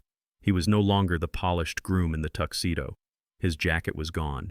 His shirt was torn and stained with sweat and wine. In his hand, he gripped a wooden baseball bat. His eyes were wild, rolling in his head like a horse trapped in a burning barn. Behind him came Richard and Caroline Vanderbilt. They looked like refugees from a disaster. Caroline was missing a shoe, limping and sobbing. Richard's face was a mask of purple rage, his expensive tie undone, his hair standing up in tufts. And finally, Paige. She was shivering, her white dress ruined with mud and grass stains, her makeup smeared into a raccoon mask of black streaks. They filled my small living room with their chaos and their smell. The smell of fear and alcohol and desperate entitlement. "There he is," Trey screamed, raising the bat. He pointed it at me. "You ruined my life. You ruined everything." Richard pushed past him, his fists clenched. "Undo it," he roared. "Call the bank right now. Tell them it was a mistake. Tell them you lied about the debt. Tell them black soil is a fraud, or I swear I will tear this house down board by board with my bare hands." I did not move. I did not flinch. I kept my hands resting lightly on the cold steel of the shotgun barrel. I looked at them calmly. I looked at the bat in my son's hand. I looked at the hatred in his eyes. He was ready to hurt me. He was ready to beat his own father to save his reputation. "You are trespassing," I said. My voice was low, but it carried through the room. Trespassing, Trey laughed. A high, hysterical sound. "This is my house, old man. I have the paper. I have the power of attorney. You are the squatter here, and I am evicting you." He took a step forward, raising the bat higher. "Fix this, Dad," he hissed. "Fix it now, or I will break every bone in your body. I have nothing left to lose. They took my car. They locked my accounts. My friends left me at the altar. You humiliated me. Now you are going to pay." Paige was screaming from the doorway. "Make him fix it, Trey. Make him give us the money. He has to have money if he bought the debt. Beat it out of him if you have to." It was a scene from hell. My family, my legacy, standing in my living room demanding my blood. They had lost their minds. Greed had stripped away their humanity, leaving only raw animal instinct. I slowly lifted one hand from the gun. Trey flinched, thinking I was going to aim it, but I didn't. I pointed a single calloused finger toward the corner of the room, toward the television. "Look," I said. Trey blinked. He looked confused. He didn't lower the bat. What he asked. "Look at the TV," I said. The volume was low, but audible. It was the local news station, WBRC, out of Birmingham. The screen showed a breaking news banner in bright red. The anchor, a woman with serious eyes, was speaking with urgency. Behind her was a graphic, a map of the county, a map with a red star right over my farm. Trey turned his head slowly. Richard stopped shouting. They looked at the screen. I reached for the remote on the side table and turned the volume up. "Breaking news tonight," the anchor said. "A massive geological discovery in central Alabama has economists and tech giants buzzing. A survey team commissioned by Black Soil Minerals has confirmed the existence of one of the largest lithium deposits in North America. The deposit, located beneath the Banks farm in Shelby County, is estimated to be worth upwards of $500 million. The room went silent. The only sound was the hum of the TV and the ragged breathing of the people standing in my living room. "Lithium, a key component in electric vehicle batteries, has been dubbed white gold," the anchor continued. "This discovery could reshape the entire economy of the state. Analysts say the mineral rights holder stands to become one of the wealthiest entities in the region. The value of the land alone has skyrocketed overnight. $500 million. The words hung in the air, heavy, sweet, intoxicating. I watched their faces. It was like watching a storm clear in fast motion. The rage evaporated. The desperation vanished. In its place came something even more terrifying. Hunger. Trey stared at the screen. His mouth fell open. The baseball bat slipped from his fingers. It hit the floor with a loud wooden clatter, but he didn't even notice. He looked at the map on the screen, then he looked at the floorboards beneath his feet. Then he looked at me. $500 million, he whispered. Richard Vanderbilt stumbled forward. He looked like he was having a stroke. He grabbed the back of a chair to steady himself. "Is that true?" he wheezed. "Is that real?" "It is real," I said quietly. The survey was finished yesterday. Trey fell to his knees. He didn't collapse from grief. He collapsed from the sheer weight of the greed that hit him. He crawled toward me on the dusty rug. His eyes were wide and shining. They were glowing with a feverish light. "Dad," he choked out. "Dad, did you hear that?" I looked down at him. I looked at the son who had just threatened to break my bones. "I heard it," I said. "We are rich," Trey said. A laugh bubbled up from his throat, a wet, manic sound. "We are rich, Dad. We are not broke. We are billionaires. 500 million. Oh my God, we own it all." He reached out and grabbed my knee. His hands were shaking. "I knew it," he babbled. "I knew this land was special. I told everyone. Remember, Dad, I told you we shouldn't sell. I told you we needed to keep it in the family. We did it, Dad. We won." He was rewriting history in real time. He was erasing the last 24 hours. He was erasing the bulldozers. He was erasing the nursing home plot. He was erasing the bat he had just dropped. Paige moved then. She shoved Richard out of the way. She ran across the room and threw herself at my feet next to Trey. She pushed Trey aside, knocking him over in her haste to get to me. She wrapped her arms around my muddy boots. She pressed her face against my denim overalls. "Daddy?" she sobbed. "Oh, Daddy, I am so sorry." She looked up at me. Her mascara-stained face was twisted into a grotesque parody of affection. "I was just so stressed," she cried. "The wedding planning, the pressure.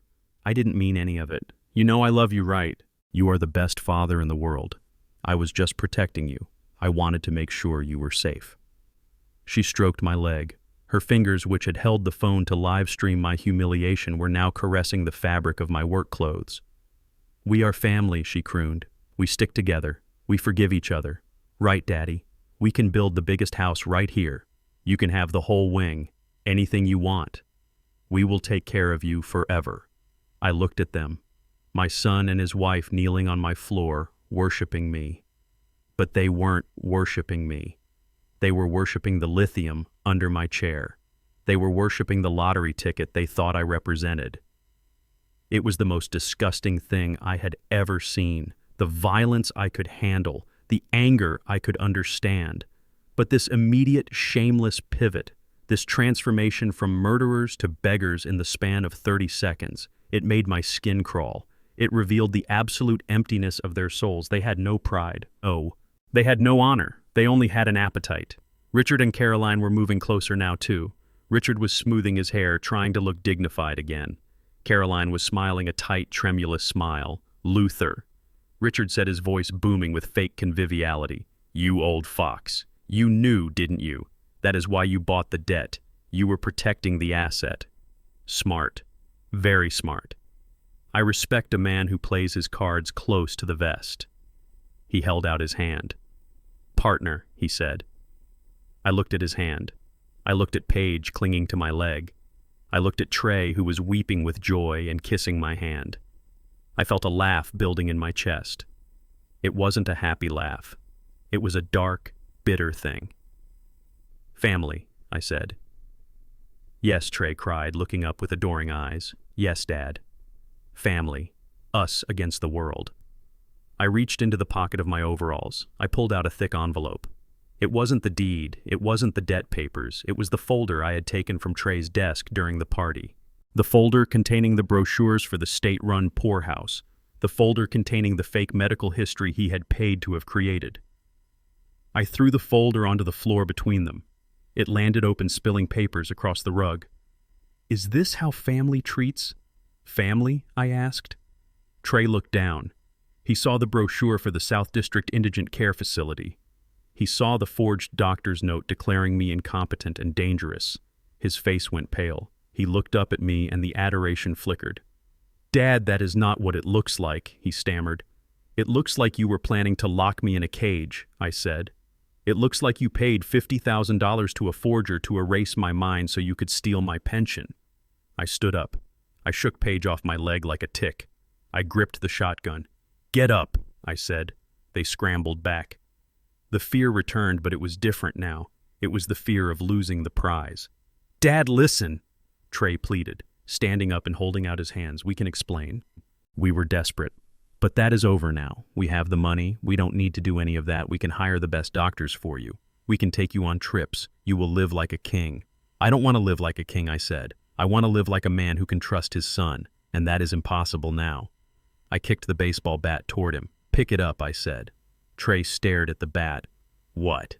Pick it up, I repeated. You came here to beat me. You came here to force me to sign the deed over to you again. You were ready to kill me 5 minutes ago because you thought I was poor. Now you want to kiss me because you think I am rich. I spat on the floor. At least the violence was honest, I said. This love you are showing me now. This is filth. Trey's eyes darted to the bat, then to me, then to the door. He realized the charade was over. He realized I wasn't buying it. The desperation came crashing back. The mask of the loving son dissolved and the face of the addict returned. He lunged for the bat. He grabbed it and swung it up in a blur of motion. Give me the rights, he screamed, saliva flying from his mouth. Sign over the mineral rights. I know you have them. Sign them over or I swear I will bash your head in and tell the police you committed suicide. Paige screamed and scrambled backward into the corner. Richard froze. I stood my ground. I didn't raise the shotgun. I looked down the barrel of my son's rage and I saw the end of everything. Do it, son, I said softly. Show me who you really are. Trey raised the bat high, his muscles bunched. He was going to do it. He was going to kill his father for a pile of rocks. And then the room exploded in blue and red light. I looked at the weeping figures on my floor and a sound escaped my throat that was not a sob, but a laugh. It was a dry, rasping sound like dead cornstalks rubbing together in a winter wind. It started low in my chest and grew until it filled the room, bouncing off the walls that my father had built and that my son wanted to burn. It was the laughter of a man who had stared into the abyss and found it staring back with a price tag. Trey stopped his performance. His tears dried up instantly, as if he had turned off a faucet. He looked up at me, his face streaked with dirt and false sorrow confusion clouding his eyes. Paige released my leg and sat back on her heels, her mascara-stained eyes darting around the room trying to understand the joke. They did not understand. They could not understand that I was not laughing with them. I was laughing at the sheer absurdity of their greed. You love me. I repeated the words, tasting the bile in my mouth. You love me so much that you were willing to erase my mind to get my money. I reached down and snatched up the packet of papers I had thrown earlier. I shook them in Trey's face, the paper rattling like dry bones. Do you know what this is, son? I asked, my voice hard as granite. This is not love. This is a receipt. This is an invoice for my life. I threw the papers at him again. They fluttered down, settling on his lap.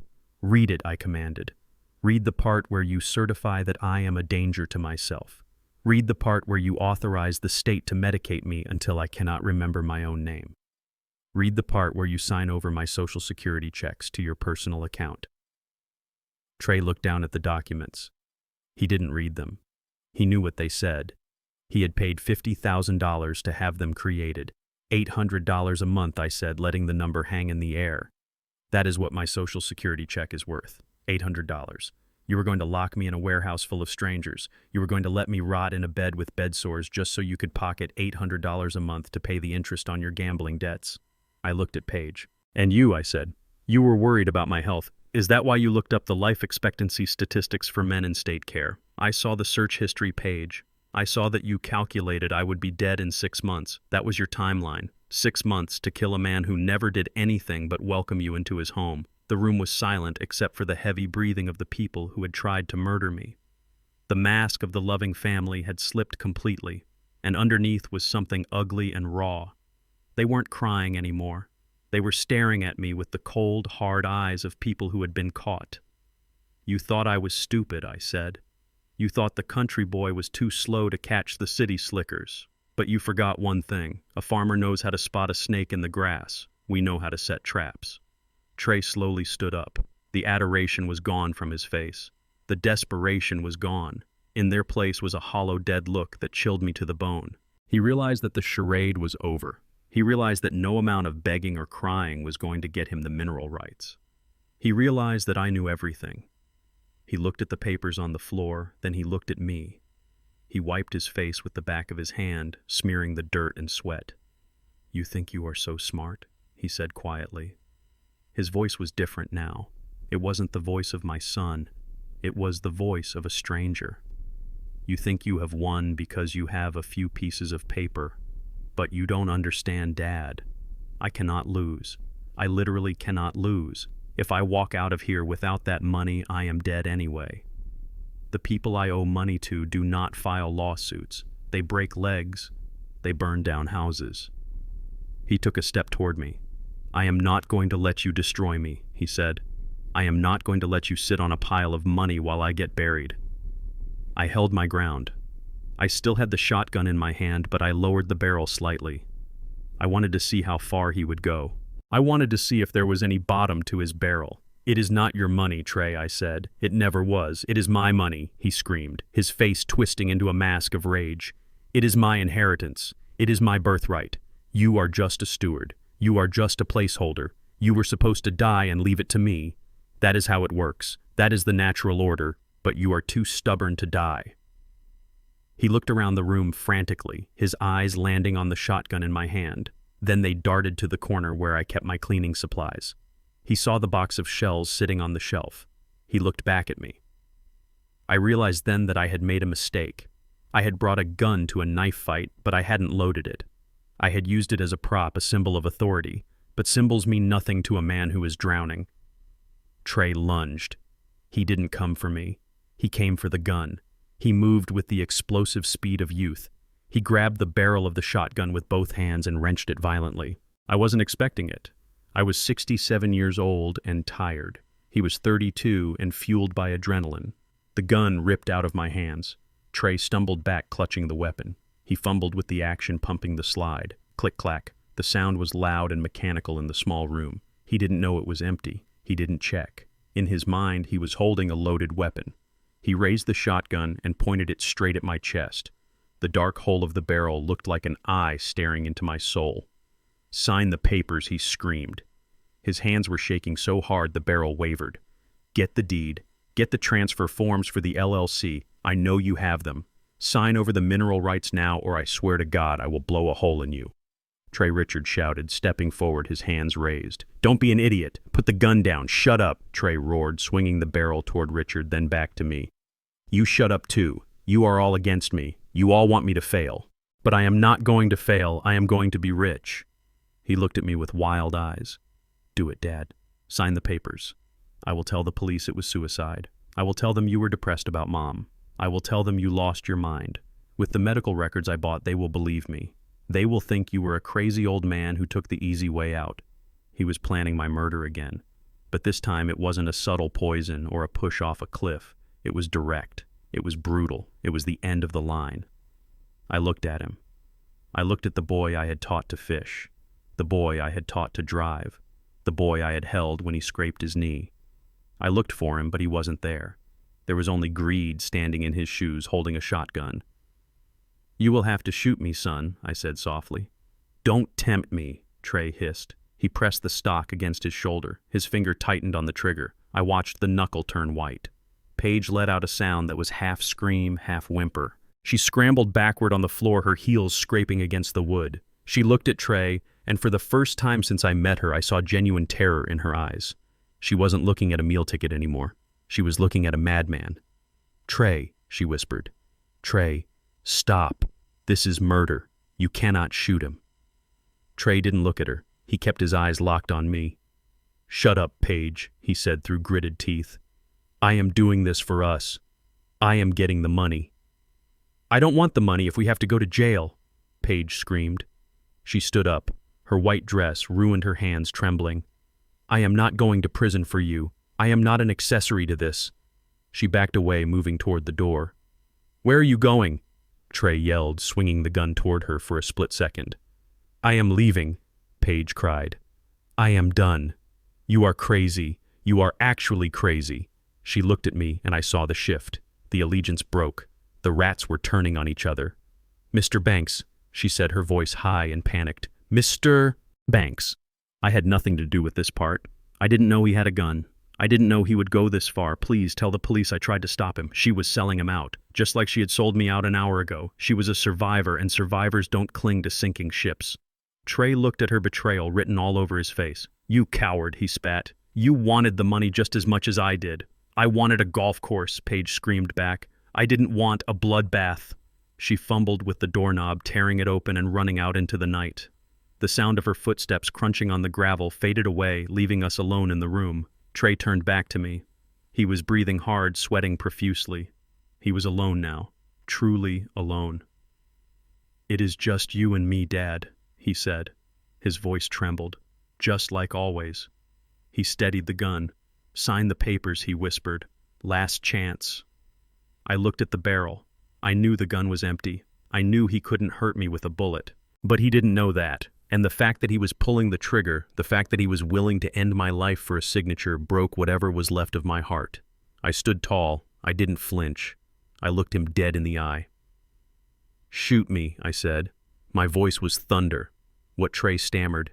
"If you are a killer, be a killer," I said. "Pull the trigger. End it.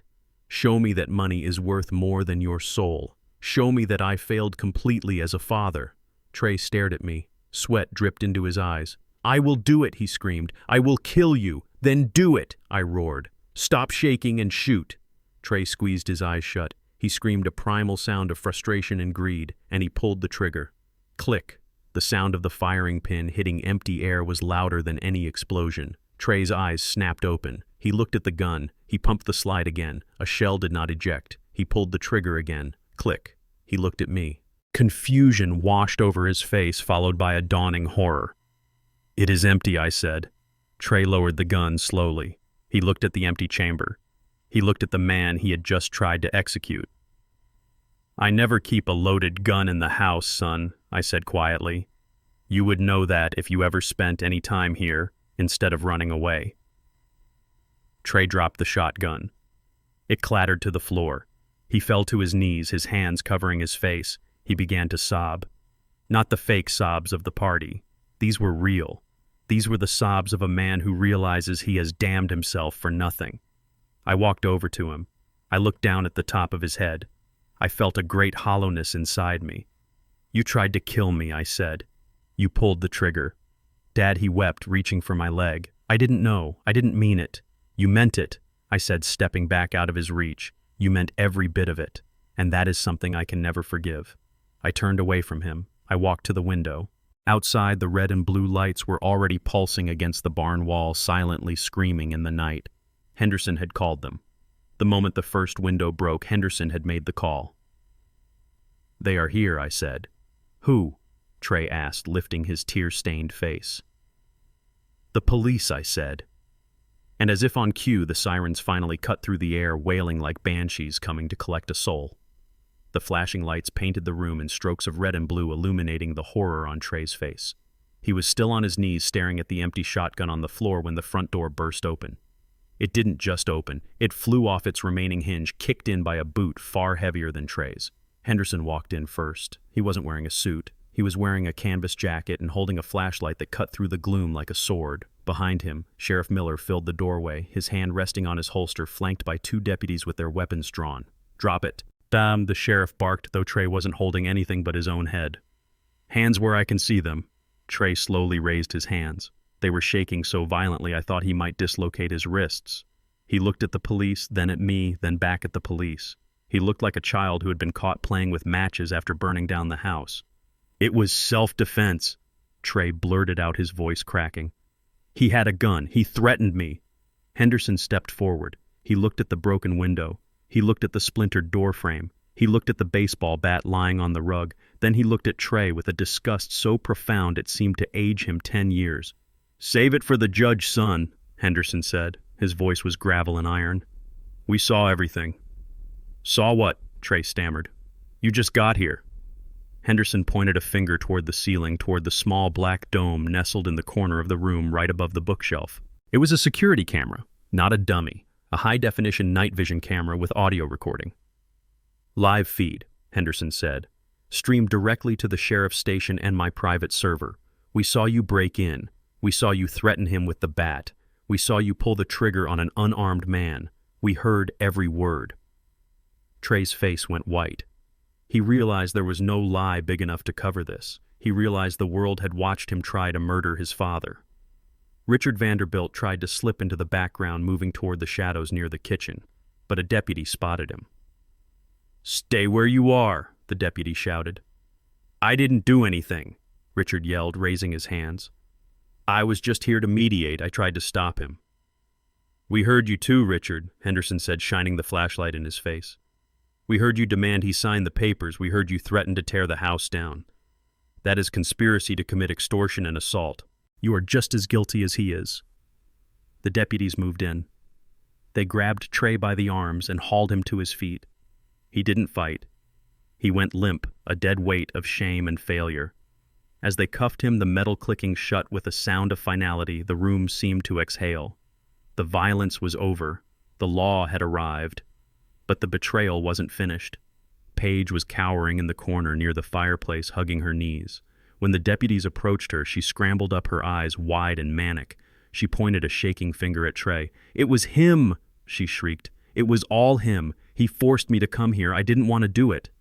Trey looked at her, his eyes dull. What? He is crazy, Paige yelled, looking at the sheriff. He has been talking about killing his father for weeks. He said he needed the money to pay off his gambling debts. He told me if I didn't help him, he would hurt me too. I am a victim here. I tried to run away. It was a masterful performance. If I hadn't heard her plotting in the kitchen, if I hadn't heard her call me a liability, I might have believed her. She was throwing her husband to the wolves to save her own skin. Trey stared at her. The dullness in his eyes vanished, replaced by a spark of pure hatred. He struggled against the deputies holding him. You liar, Trey screamed. Spittle flew from his lips. It was your idea. You were the one who found the poor house. You were the one who told me to mortgage the farm. You said you wouldn't marry me unless I was rich. He is lying, Paige sobbed, tears streaming down her face again.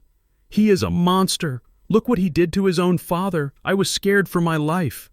You wanted the golf course, Trey roared. You wanted the clubhouse. You called him a stinky old man. Don't you dare put this on me. That is enough, the sheriff bellowed. You can tell your stories in the interrogation room. Get them out of here. The deputies dragged Trey toward the door. He was still screaming at Paige, cursing her, cursing me, cursing the world that had denied him his prize. Another deputy grabbed Paige. She didn't fight physically, but she fought with her words. I am a Vanderbilt, she shouted. You can't arrest me. My father will have your badges. Daddy, tell them. She looked at Richard, expecting him to save her, but Richard was already in cuffs, being led out by another officer. He looked old and defeated. He didn't even look at his daughter.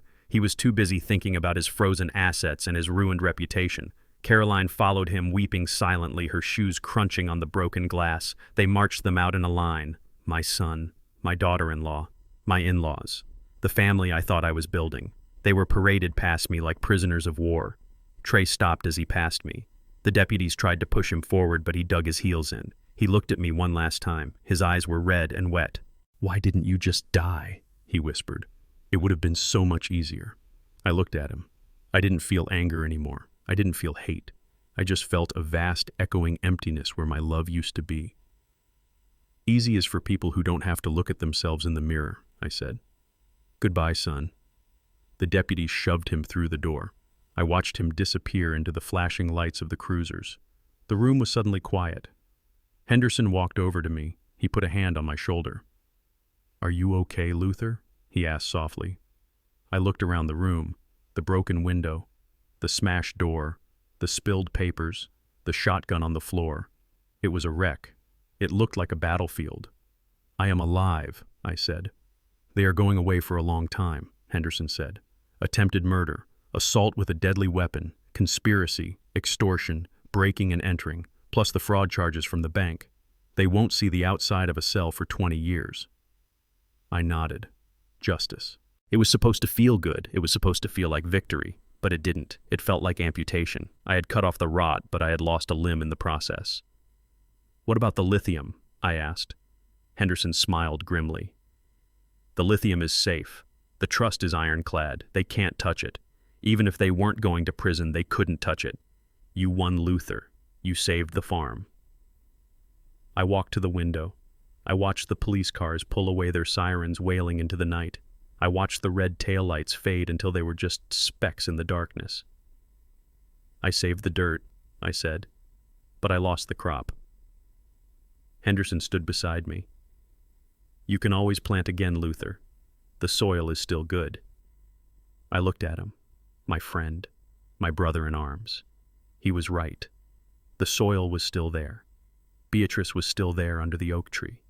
The memories were still there in the walls. "Yes," I said, "we can plant again." I turned away from the window. I picked up the baseball bat from the floor and leaned it against the wall. I picked up the folder of papers and put it on the table. I picked up the shotgun and put it back in the cabinet. I started cleaning up the glass, one shard at a time. It was slow work, but I had time. I had the rest of my life, and for the first time in a long time, that life belonged only to me.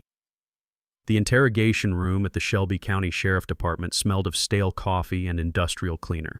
It was a small, windowless box painted a depressing shade of gray that seemed designed to suck the hope out of anyone who sat inside it. Trey sat on one side of the metal table, his hands cuffed to a steel bar bolted to the floor. Richard Vanderbilt sat next to him, looking like a deflated balloon in his ruined tuxedo shirt. They had spent the night in the holding cell. The adrenaline of the confrontation had faded, leaving behind only the cold, hard reality of their situation.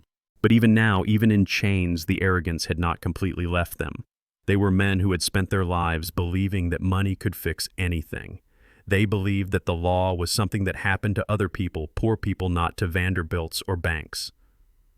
I watched them from the other side of the one-way glass, standing next to Henderson.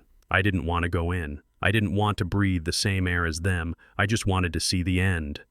I nodded to Henderson. He adjusted his tie, picked up his leather briefcase, and walked into the room. When the door opened, Trey looked up. His eyes lit up with a desperate sort of hope. He sat up straighter, rattling the chains. "Henderson," he said, his voice raspy from a night of screaming. "Thank God. You are here to represent us right. Dad sent you. I knew he wouldn't leave me here. He knows I am his only heir." Richard leaned forward, his eyes narrowing. "Listen, Henderson. This is all a big misunderstanding. A domestic dispute that got out of hand. We are willing to make a deal. We will drop any counterclaims against Luther for the emotional distress if he drops the charges. And we need to talk about the asset management. Obviously, I cannot manage the lithium project from a cell, but I have associates who can set up the trust structure." Henderson didn't say a word. He walked to the empty chair across from them and sat down. He placed his briefcase on the table and clicked the latches open. The sound was loud in the small room. Snap, snap. He pulled out a single thin file folder and placed it on the table. He folded his hands on top of it. "I am not here to represent you," Henderson said, his voice calm and dry. "I represent Luther Banks. And I represent the entity that actually matters in this conversation." Trey scoffed. A nervous sound. "What entity?" "Dad is the entity. He owns the land, and I am his son. Even if I go to prison for a few years, I am still the next of kin." "You cannot change biology, Henderson. When the old man kicks the bucket that $500 million comes to me, that is the law." He looked at Richard, seeking validation. Richard nodded. "That is right. You can put us away, but you cannot strip the inheritance. That mineral deposit is a family asset. We are willing to negotiate a percentage for the legal fees, but the bulk of it stays with Trey. We are thinking long-term here." They were still doing it. They were sitting in handcuffs facing 20 years in prison for attempted murder, and they were still counting money. They were still planning how to spend the lithium profits. It was a sickness, a disease of the soul that had eaten away everything human inside them. Henderson looked at them with a mixture of pity and contempt. He opened the file folder. "You boys are making a fundamental mistake," Henderson said. "You are operating under the assumption that Luther Banks owns the lithium." Trey frowned. "Of course he owns it. He owns the farm. We checked the deed. Surface and subsurface rights were intact when Granddad bought it in 1940. We did our due diligence.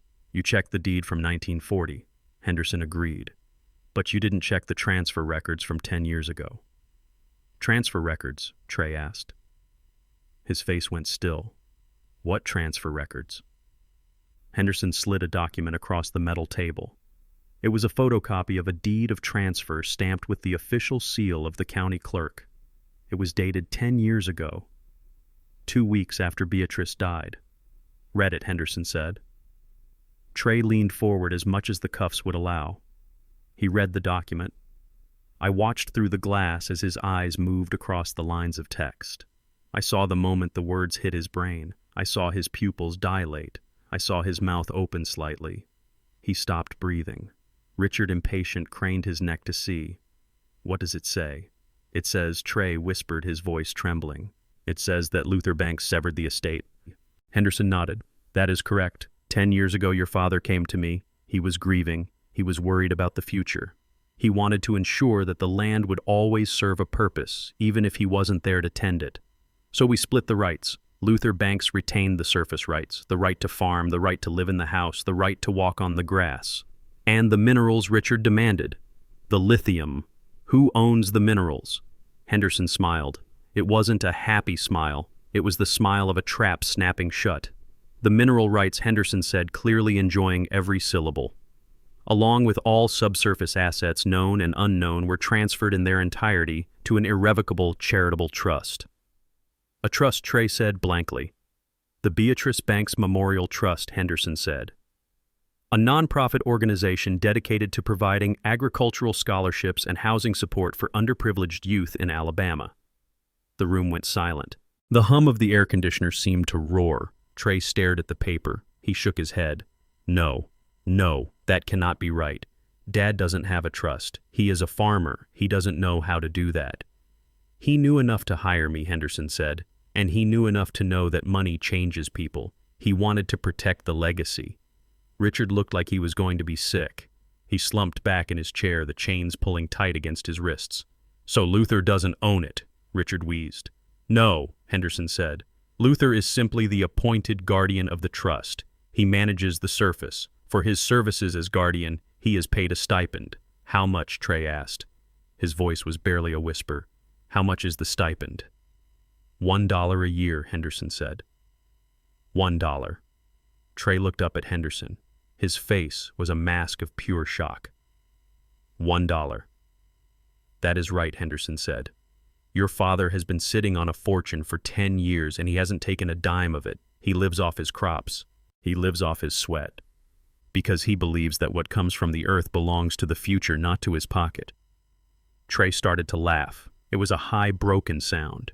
It sounded like glass grinding in a disposal. "So you are telling me he choked out? You are telling me that I tried to kill my father. I tried to gaslight him into an asylum. I mortgaged the farm. I ruined my life. I am going to prison, and I did all of it to steal from a charity." Henderson closed the folder. Essentially, yes, Henderson said. You tried to rob orphans, Trey, and you failed. Trey stopped laughing. He stared at the metal table. The reality of his situation was crashing down on him like a collapsing building. It wasn't just that he had lost. It was that there was no prize to begin with. Even if he had succeeded, even if he had driven me crazy, even if he had killed me, he would have inherited the surface rights to a farm that he couldn't sell because it was tied to a trust he couldn't break.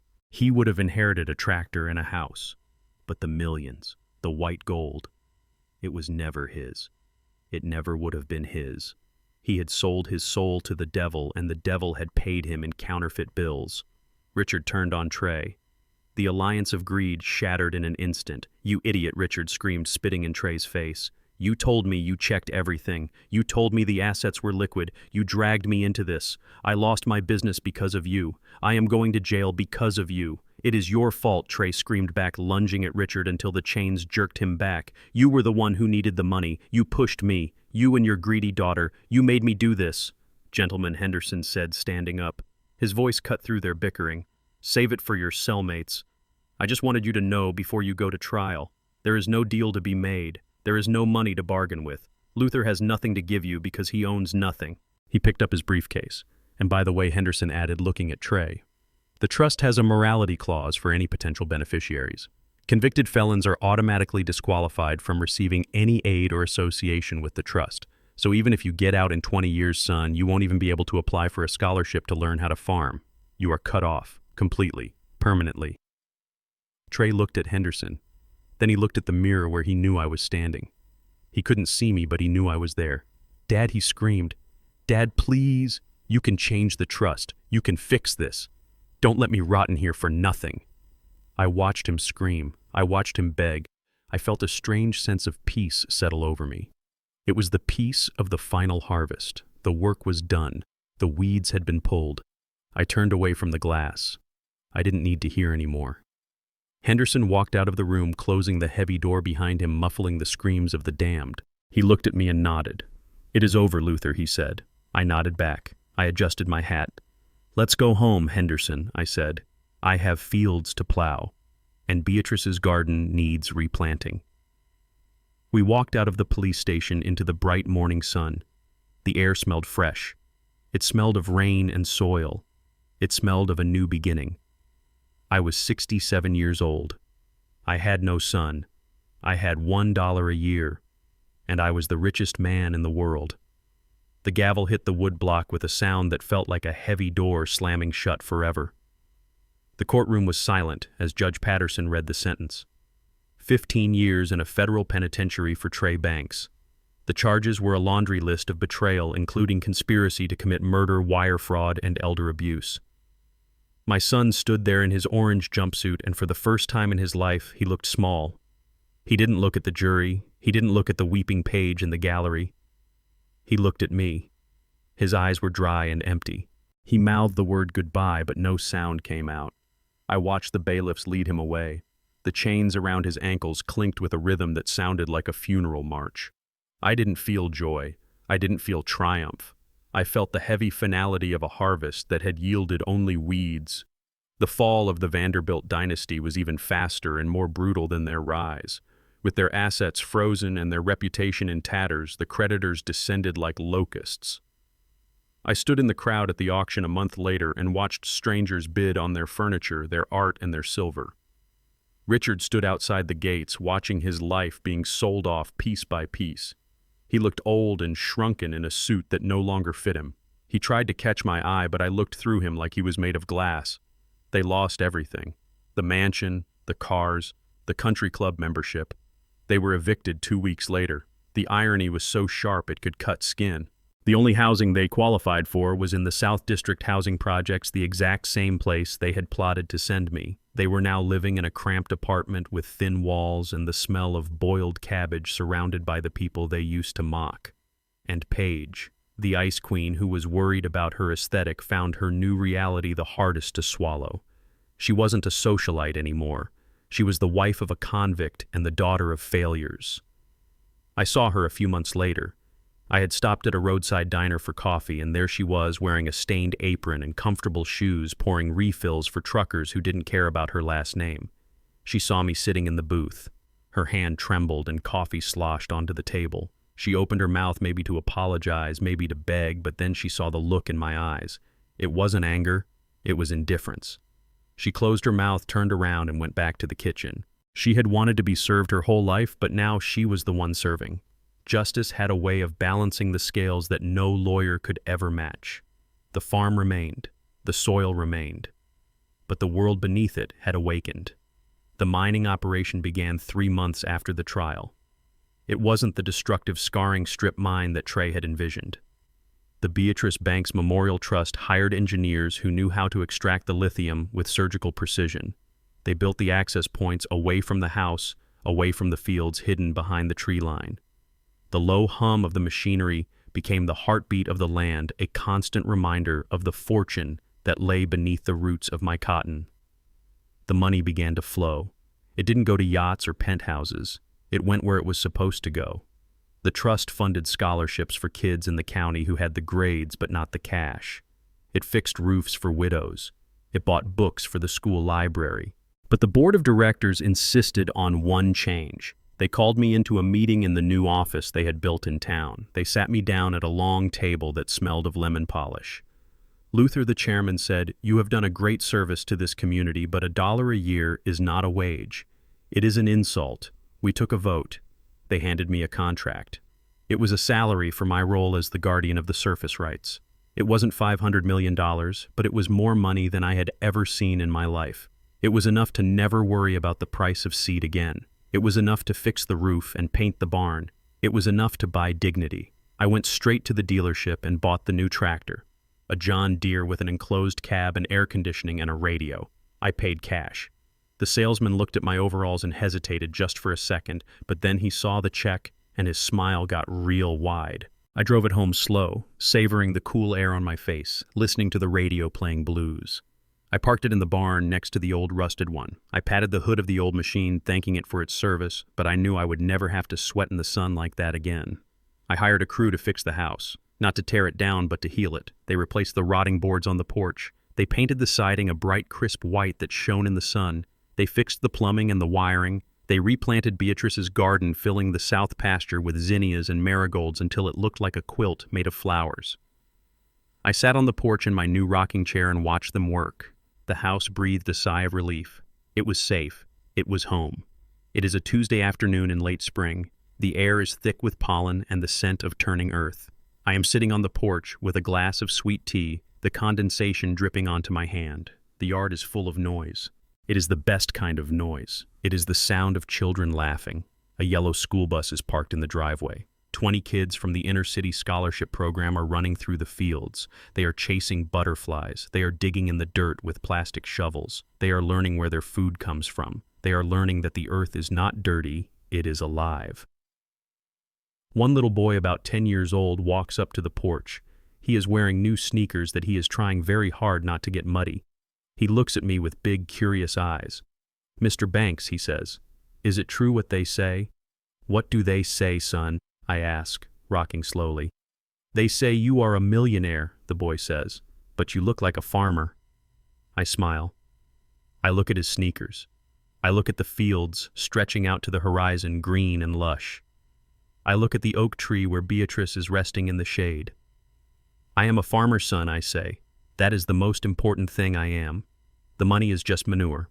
It is only good if you spread it around to help things grow. If you pile it up, it just stinks." The boy nods seriously as if I have just told him the secret of the universe. He runs back to his friends who are yelling about finding a worm. I take a sip of my tea. It is sweet and cold. I close my eyes and feel the sun on my face.